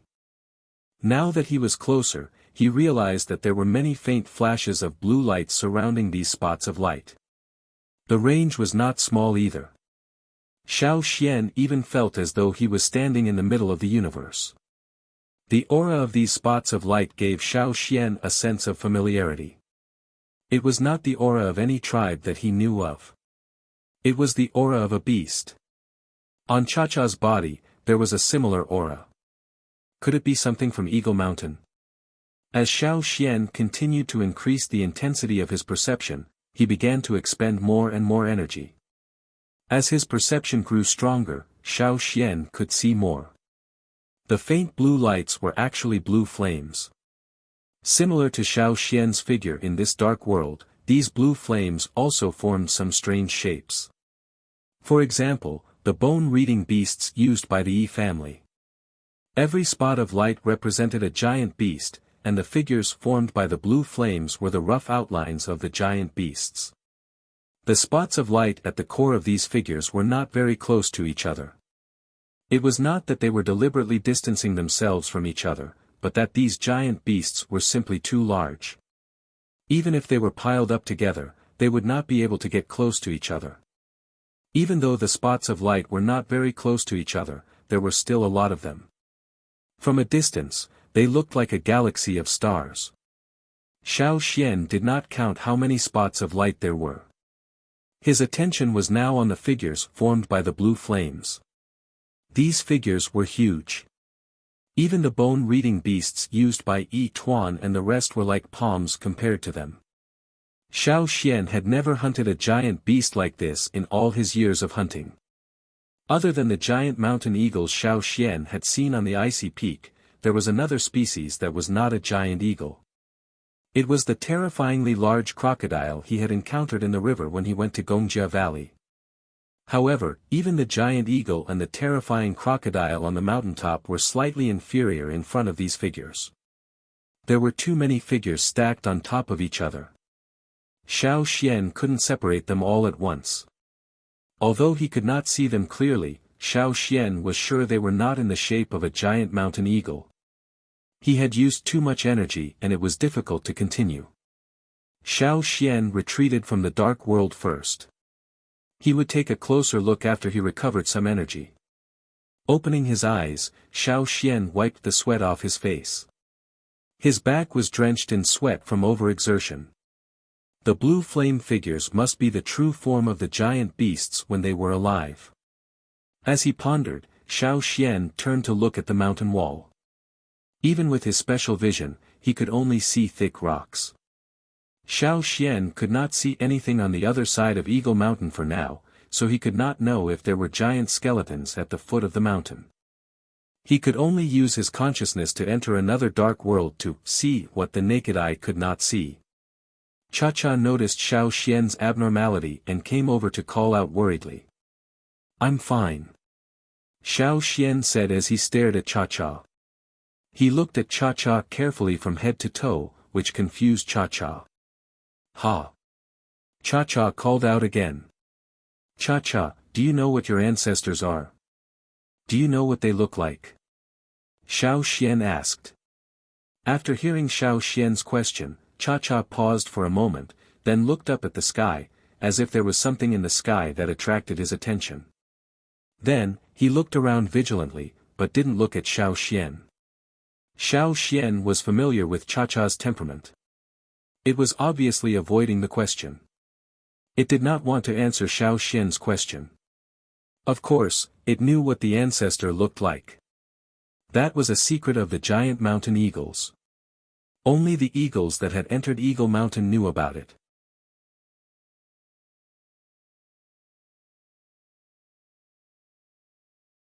Chapter 796.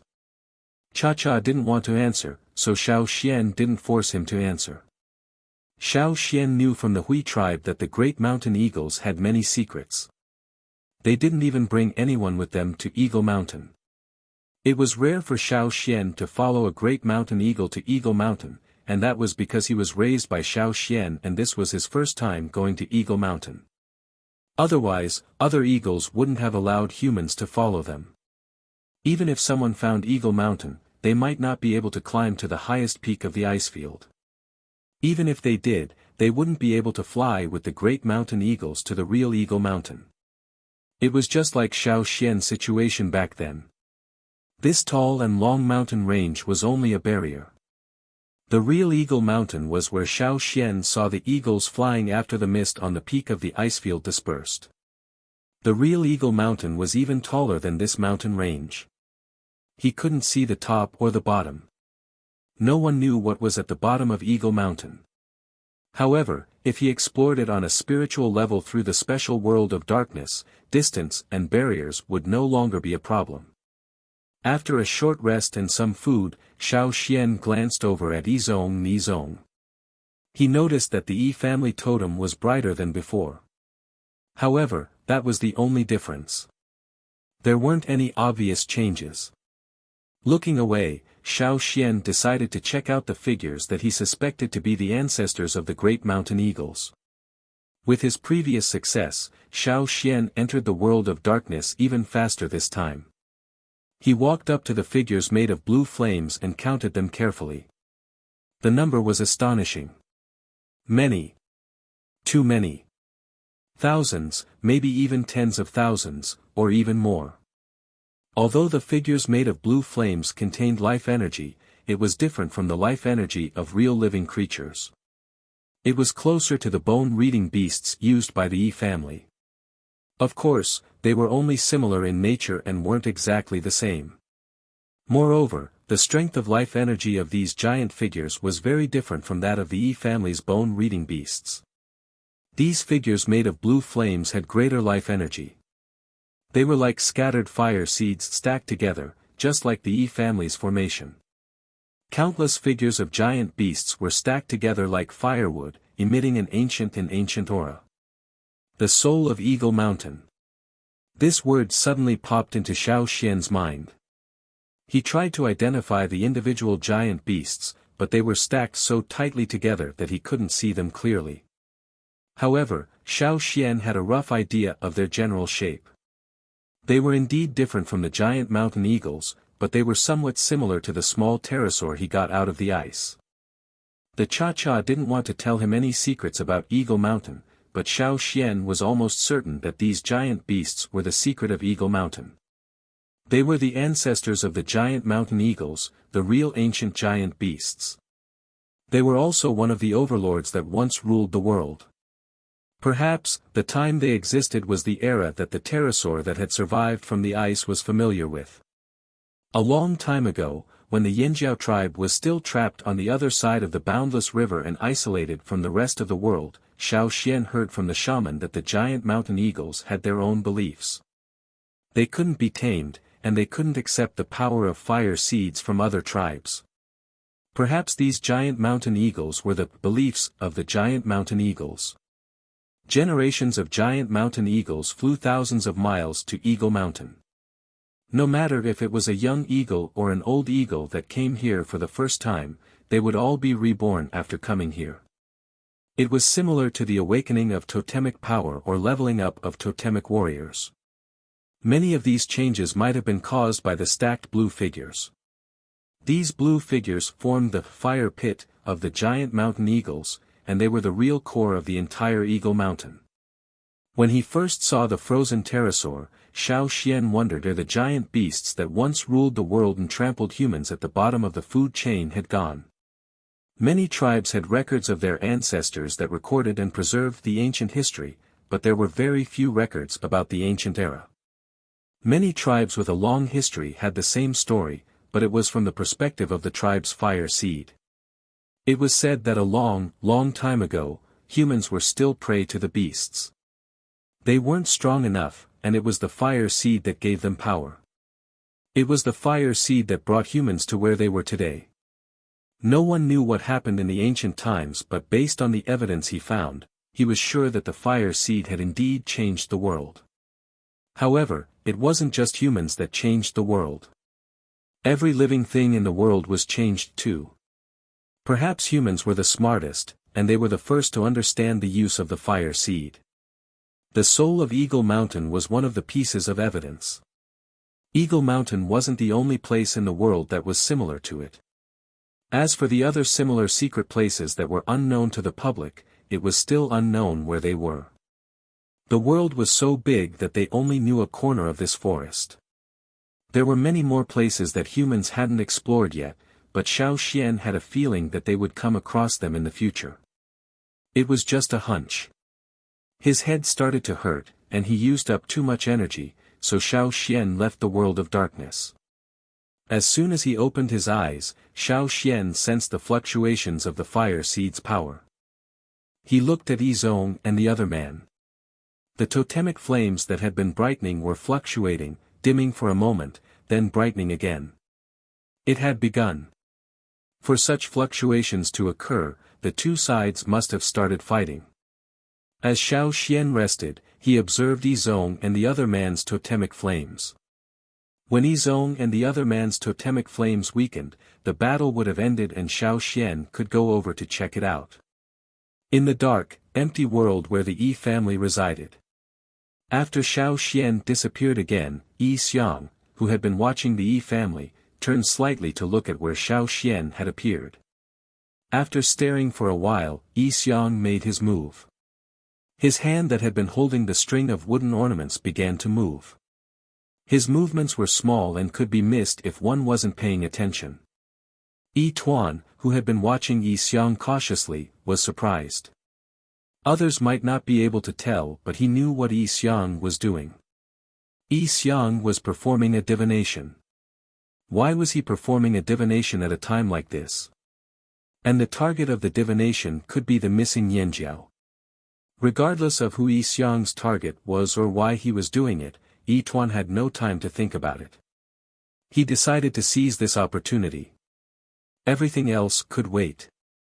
The only thing they wanted to do now was to find a chance to deal with Yi Xiang. Without further ado, Yi Tuan roared, "Go!" Almost at the same time, the three Yi family elders, including Yi Tuan, attacked. Four bright spots flew out from each of their hands. Just like the bone-reading beast, these spots transformed into giant beasts as they flew past the flames. Some were slender, some were heavy, some had carapaces, and some were like meteors with fireballs. These balls were images projected from the stones used for divination. Yi Tuan and the others had made ample preparations before this. It was evident from the timing and momentum of their attacks. Under the aura created by the three of them, it gave people the feeling of a river flowing into the sea. 12 beasts and stones projected by bone, carapaces and stones shot towards Yi Xiang. The combined power of the three elders was astounding. Even in this dark void, it brought about a gust of wind. Among the people guarding the formation, those who were slightly weaker all had their breathing disrupted at this moment. Their chests were oppressed, and they could only feel the tremors under their feet. Their legs were numb for a moment, and their chests were oppressed. It was as if there was not enough air to breathe. Yi Xiang did not panic at the sudden attack. He did not move or turn around, one hand still holding the wooden ornaments. Facing the Yi family, he raised his other arm towards the arc of fire in the totem, as though he was casually shaking off dust from his sleeve. He waved his arm downwards, pointing at the arc of fire not far away. The moment Yi Xiang swung his arm down, the arc of fire on the totem suddenly flared up as if someone had poured oil on it. The flames grew 10 times bigger. By then, the bone-reading beasts had reached them. They did not slow down in the face of the wall of fire, charging straight into it. The moment they collided, there was a sudden explosion of power. The wall of fire in the arc of fire in front of Yi Xiang spewed out like lava from a volcano, its aura spreading outwards. As the attacks of the bone-reading beasts and the bone-reading stones collided, booming sounds rang out continuously. The fire wall formed by the elongated flames was like a sturdy city wall, blocking the concentrated attacks. The flickering of the flames was no longer the sound of a normal bonfire being blown by the wind, but more like the hysterical roar of a ferocious beast. The blossoming heatwave swept up the exploding sparks and splashed in all directions, flying as far as the eye could see. If one could see the expressions on everyone's faces, they would have noticed the change in Yi Tuan and the other two's eyes. When they launched their attack, their eyes were burning with anticipation, hoping that this attack would work. Even if they could not seriously injure Yi Xiang, just inflicting some damage on him would be enough for them to be excited.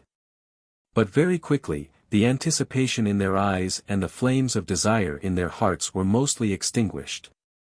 What replaced it was shock, intense disappointment, and sorrow that was beginning to spread. It was just that no one knew about this. This was the first large-scale collision between the two sides. There was no sand or pebbles here, but everyone felt like they were in the middle of a storm, their bodies about to fall apart. The bone-reading beasts attacked in a frenzy, determined to break through the wall even at the cost of their own lives.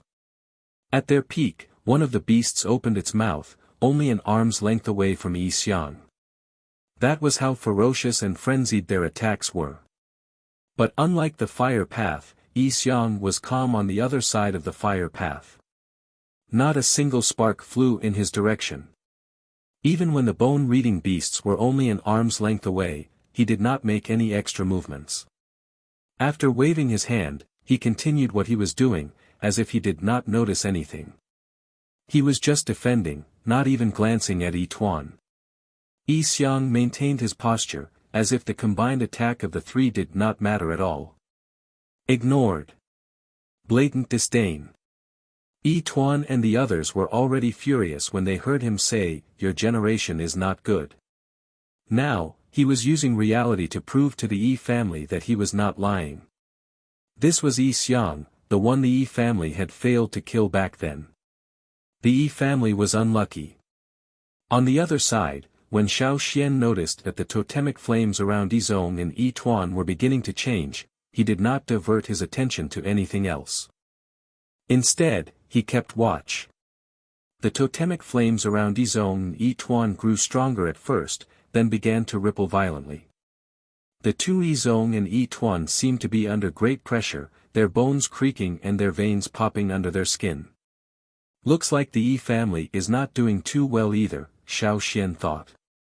This situation lasted for 3 days before the totemic flames around Yi Zong and Yi Tuan slowed down. It's over. Xiao Xian secretly guessed, but immediately denied it. It shouldn't be so soon. He had waited here for 3 days, but on the other side, not much time had passed. Perhaps the clash between the two sides had just come to an end. Should he go over and take a look? Let's see if the Yi family has the upper hand, or if the mysterious unlucky has the upper hand. Xiao Xian had been waiting for the past few days, keeping himself in good condition, ready to enter the world of darkness again at any time.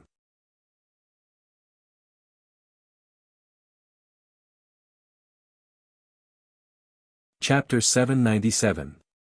Xiao Xian had just appeared in this dark world ere the Yi family was fighting when he felt a wave of heat wash over him. His vision was filled with balls of fire.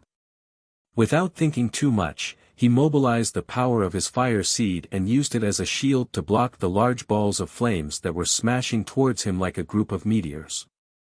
Judging from the situation, the Yi family must have fought at least once while he was away. While he was thinking, a spear of fire shot towards Xiao Xian. Sensing the approaching danger, Xiao Xian did not have time to think. His body reflexively took 2 steps back. The spear of orange-red flames almost brushed past Xiao Xian. Xiao Xian could even feel the scorching heat from the spear. It felt like he would have been burned if he had been 1 step slower. "You're finally here." A slightly hoarse and indifferent voice rang out. Xiao Xian looked up. It was Yi Xiang. But unlike his previous nonchalant tone, Yi Xiang's words were laced with murderous intent. The center of the battlefield looked calm, but anyone could tell that a large-scale battle had just taken place here. There were several bone-reading beasts on the Yi family's side. There were also some balls of fire that he could not identify. There were a total of 12 of them. Even though he could not see their faces, Xiao Xian could sense the tension in the Yi family's camp. It was obvious that they had not had the upper hand in the previous battles. Even though they looked powerful and imposing, they could not hide their anxiety. Their morale was unstable and they lacked confidence. Yi Xiang was still standing there alone.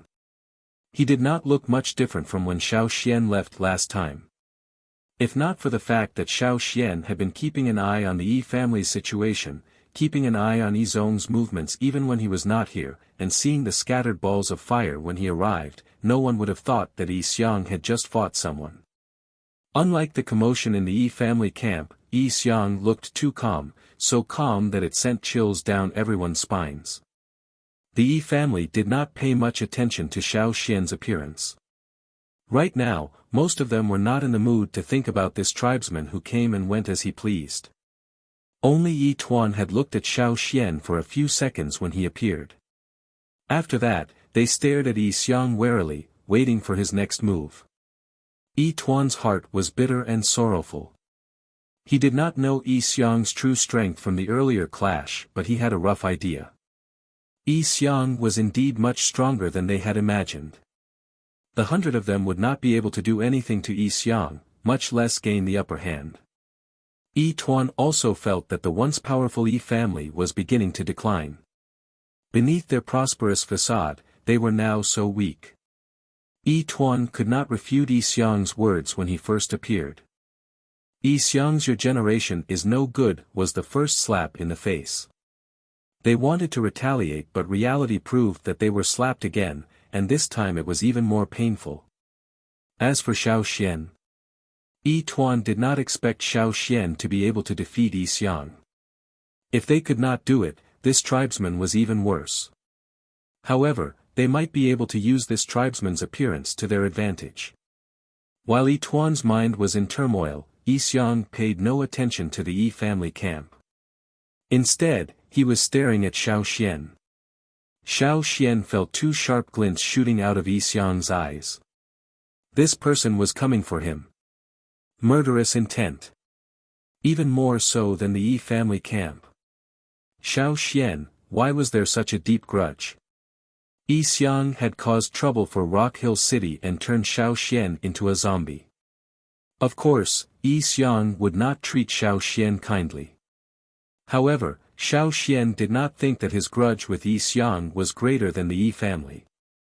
After all, it was the Yi family who forced Yi Xiang to flee to another mainland. Even Yi Si had said that if Yi Xiang attacked the Yi family, he would annihilate the entire family. He did not care that they were all from the same tribe. But now, Yi Xiang seemed to want to kill Xiao Xian more than the Yi family. Xiao Xian only wanted to use the Yi family's war to see how powerful the legendary Yi Xiang was, and to see how capable the people behind Rock Hill City were. But who knew that they would encounter such a situation? When he first came here, Yi Xiang did not react this way. Did something unexpected happen while he was away? Xiao Xian's suspicions were mixed with his wariness. He planned to escape. So be it. His previous plan was based on the assumption that Yi Xiang would hate the Yi family even more. But now, Yi Xiang's target was Xiao Xian himself. Xiao Xian did not need to stay here any longer. This was the Yi family's main battlefield, not his. He would be an idiot to fight the Yi family here. However, after trying a few times with his consciousness, Xiao Xian realized that the method he used to leave this place was completely useless now. He couldn't get out. Since you're here, you might as well stay. Yi Xiang's voice sounded like it was blown by the desert wind. He was like a predator hiding in the desert, finally baring his fangs. Yi Xiang's nonchalant attitude changed. Before he even finished speaking, he had already started moving, not giving Xiao Xian, Yi Tuan and the rest any time to react. In front of Yi Xiang, the wall of fire that the bone-reading beasts could not pass through suddenly surged upwards, like a volcano that had been brewing for a long time and was about to erupt. With the wall of fire as its center, powerful flames flowed. Orange-red with hints of white spread rapidly in all directions. Spread, spread again. The real storm was finally coming. Just the spreading flames were like a raging river, forcing the bone-reading beasts to retreat. In comparison, Yi Xiang's behavior in the previous battle was nothing but mild. Sharp, powerful. Murderous without a trace of hesitation. This was the Yi Xiang now, or perhaps, the real Yi Xiang. Even though they could not see Yi Tuan and the rest's expressions, it was clear how shocked they were. However, what shocked them even more was yet to come. The wall of fire under Yi Xiang's control that seemed to connect heaven and earth began to change from top to bottom. At the top of the wall of fire expanded outwards like a giant umbrella. Below them, waves of fire spread in all directions.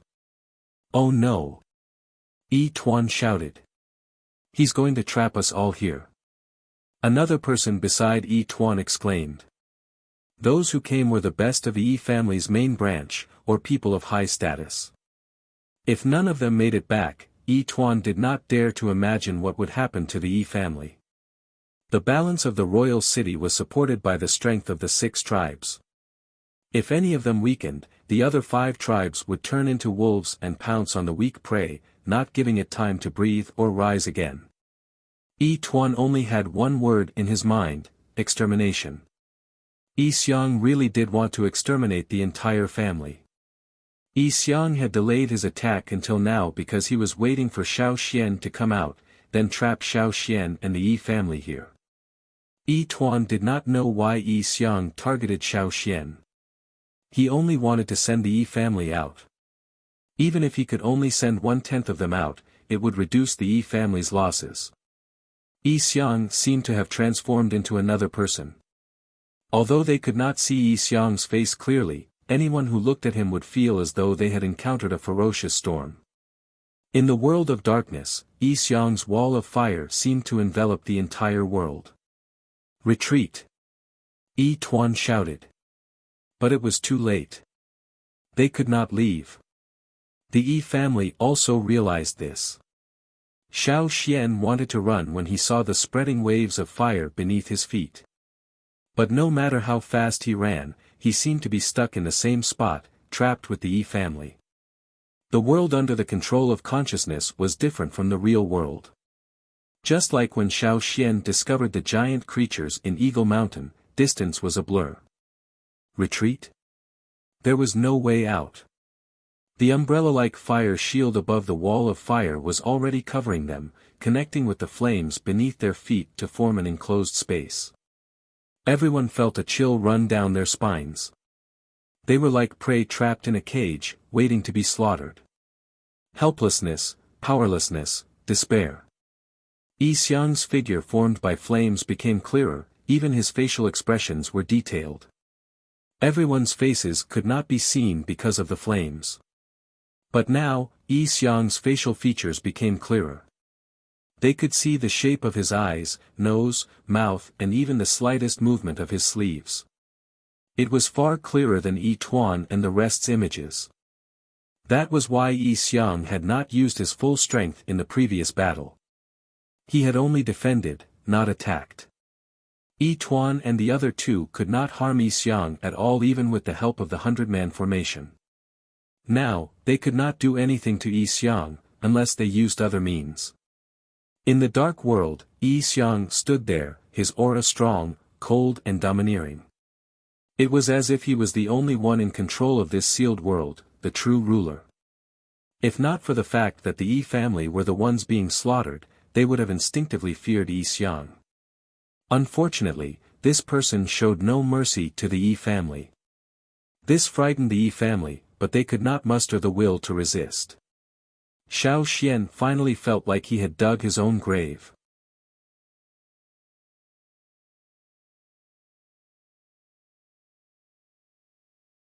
Chapter 798. When the flames from above and below sealed the area, Xiao Xian suddenly felt a chill seeping out from his bones. Although it was the flames that sealed the area, he felt like he was in an ice cave. His blood and energy were flowing at a slower speed. Especially the energy flow needed to leave this area. It was clearly frozen. If the energy in his body could not complete this flow, he would not be able to leave this dark world. Xiao Xian looked at the floor of flames beneath his feet. This had sealed off any chance of escape. He knew that Yi Xiang wanted to seal him and the 100 people from the Yi family here. Xiao Xian and the rest of the Yi family were like vegetables in a pot, while Yi Xiang was the one adding fuel to the fire. Thinking of this, Xiao Xian could not help but shiver. He could not understand why Yi Xiang was so hostile towards him. Yi Xiang did not even look at Yi Tuan and the rest. Xiao Xian would be lying if he said he did not regret putting himself in this predicament. But there was no time for regrets. Instead of thinking about this, he might as well use the time to think of a way out of this predicament. Xiao Xian looked at the Yi family. He did not know this place well and might not be able to think of an effective way out in such a short period of time.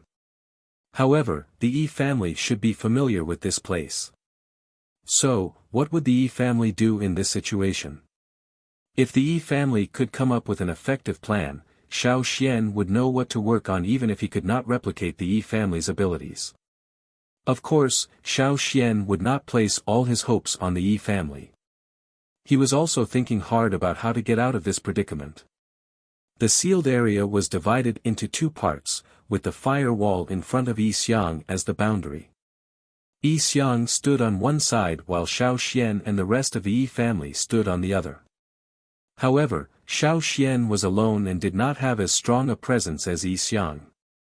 So, at first glance, it looked like there were only two sides facing off, Yi Xiang and the Yi family. The Yi family reacted quickly. Even though the Yi family was less experienced and less capable, Yi Tuan and the other two had already considered the situation. They came up with multiple guesses but no matter which one they chose, they were not confident. In the end, Yi Tuan chose the most conservative option. He did not plan to fight Yi Xiang to the death with these 100 people. He decided to leave first. This was the first time they had a clear understanding of Yi Xiang's abilities. After they left, they had to think of other ways to stop Yi Xiang from wiping out the entire family. Yi Xiang was already on the move. The wall of fire, which looked like a heavenly wall, was no longer in a defensive position. As Yi Xiang pushed his palm forward, the wall of fire charged forward with the ferocity of 10,000 beasts. It was as if nothing in its path could stop it, as if it wanted to crush and flatten everything in its path. Not just one or two bone-reading beasts, but an entire wall of fire. In such a sealed space, there was simply no chance for anyone to escape. Even though this was not a physical body, Xiao Xian's back was drenched in sweat from nervousness. He looked at the wall of fire that was closing in on him. There was no way he could escape. He turned to look at the Yi family. As expected, the people at the front were starting to move. This time, Yi Tuan and the other two did not use their bone-reading beasts. Yi Tuan raised a hand, holding something that looked like a tortoise shell. Croc croc croc, a series of collisions rang out, as if hard objects like bones were colliding with each other. Yi Tuan shouted, reaching forward with the tortoise shell. In the next instant, the tortoise shell in his hand shone brightly. It was not a speck of light like the bone-reading beasts, but a ball of light.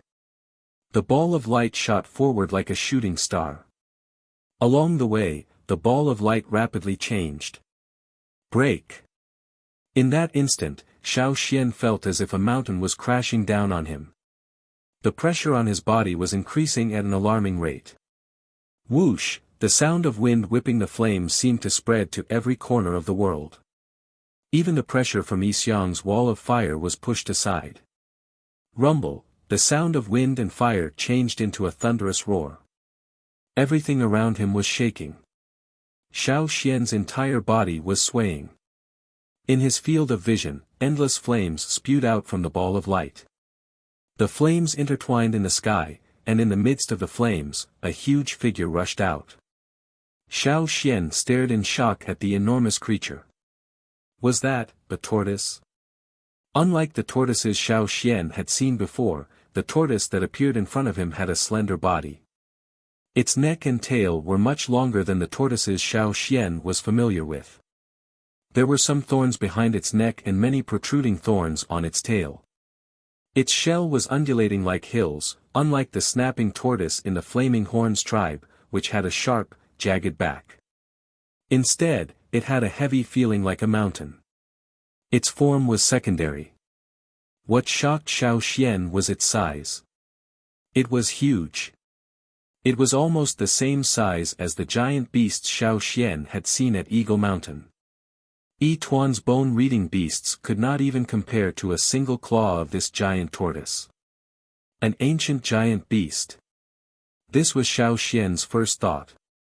The Yi family actually had something like this. In fact, the Yi family did not have many tools made from the bones of ancient giant beasts. In fact, they were considered rare. The Yi family's divination tools were all made by themselves or with the help of others. Only a few were passed down from their ancestors. The one Yi Tuan was using was one of the rare artifacts passed down from their ancestors. There had been some ancestral artifacts, but most of them had been destroyed after being used in some incident. This was one of the most precious artifacts passed down from generation to generation. Tribes without fire pits had special burial grounds for their tribesmen, which was their tribe's graveyard. Of the 6 major tribes in the royal city, the other 5 had their own graveyard. The Yi family was an exception. Although they had their own graveyard, many of them preferred to find their own graves. The more capable a person was, the more likely they were to find their own graves. When they felt that their time was up, they would leave the tribe, and the artifacts they had would be buried with them. Just like how the Ji family prepared grain in their graves, the Yi family's necessities were their own tools for divination. There were very few people who had the ability to find the grave of one of the Yi family's ancestors, the courage to dig up their graves, and the ability to control the dead artifacts. This was also the reason why the Yi family did not have many ancestral oracles. Yi Xiang was right when he said that their generation was not capable. Their divination tools were not as good as their ancestors. This was also a reflection of their strength. Even Yi Tuan, who held a high position in the Yi family, had to give up on his own bone divination and take out his ancestor's artifact. Yi Xiang's body did not look strong, but it was powerful enough to force Yi Tuan to take out his ancestor's artifact. The palm-sized tortoiseshell could only be seen at a time like this. The giant tortoise opened its mouth and stretched its neck, its throat moving. An ancient and vigorous roar that Xiao Xian had never heard before came out of its mouth. It carried an insufferably domineering aura, as if it had traversed through endless time and space.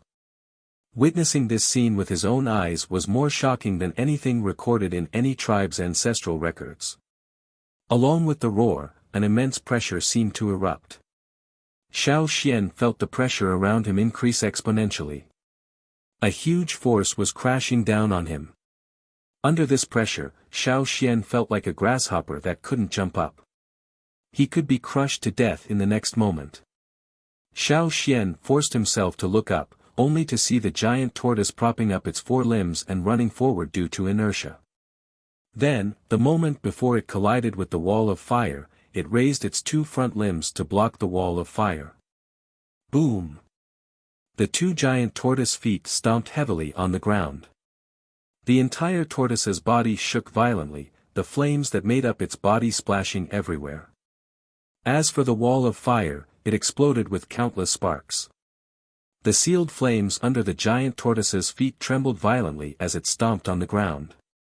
Like boiling water, the flames splashed upwards with gurgling sounds. Within the sealed area, the flames on the wall of fire and the ground under their feet splashed with the tremors. The intertwining flames seemed to cover the sky and the sun. The giant tortoise's roar seemed to bring people into a strange ancient battlefield. Xiao Xian's entire body suddenly bent under the pressure of the collision between the two sides. Then, with great difficulty, he straightened his back bit by bit. In front of him, one side was a powerful freak, and the other side was an ancient giant beast that had been released. Under the collision of the two, everything else would be reduced to cannon fodder. Xiao Xian was about to become cannon fodder under the endless roaring flames. Xiao Xian seemed to hear the bones in his body creaking under the heavy pressure. Even though Xiao Xian was not close to the center of the battlefield, just the enormous aura and pressure, as well as the shockwaves caused by the collision between the two, were enough to easily crush him. The sound of wind and fire was like a war drum beating in his ears. Above his head, below his feet, and all around his body, there was an enormous pressure and shockwaves that could tear people apart.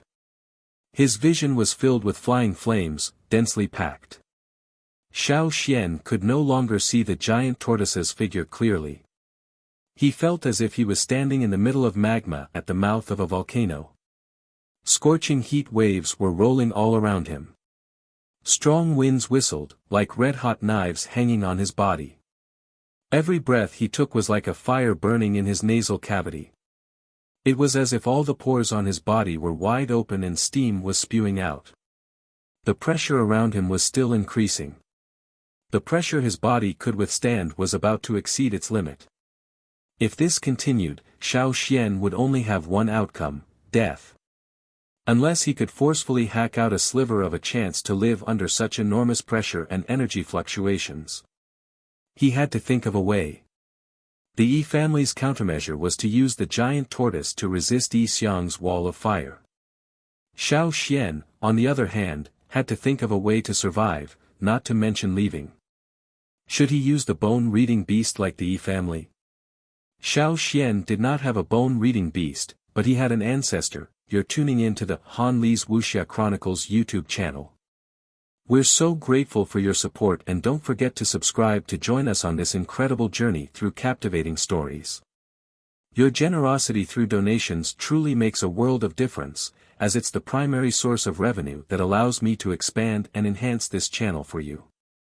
Thank you from the bottom of my heart for being a part of this adventure.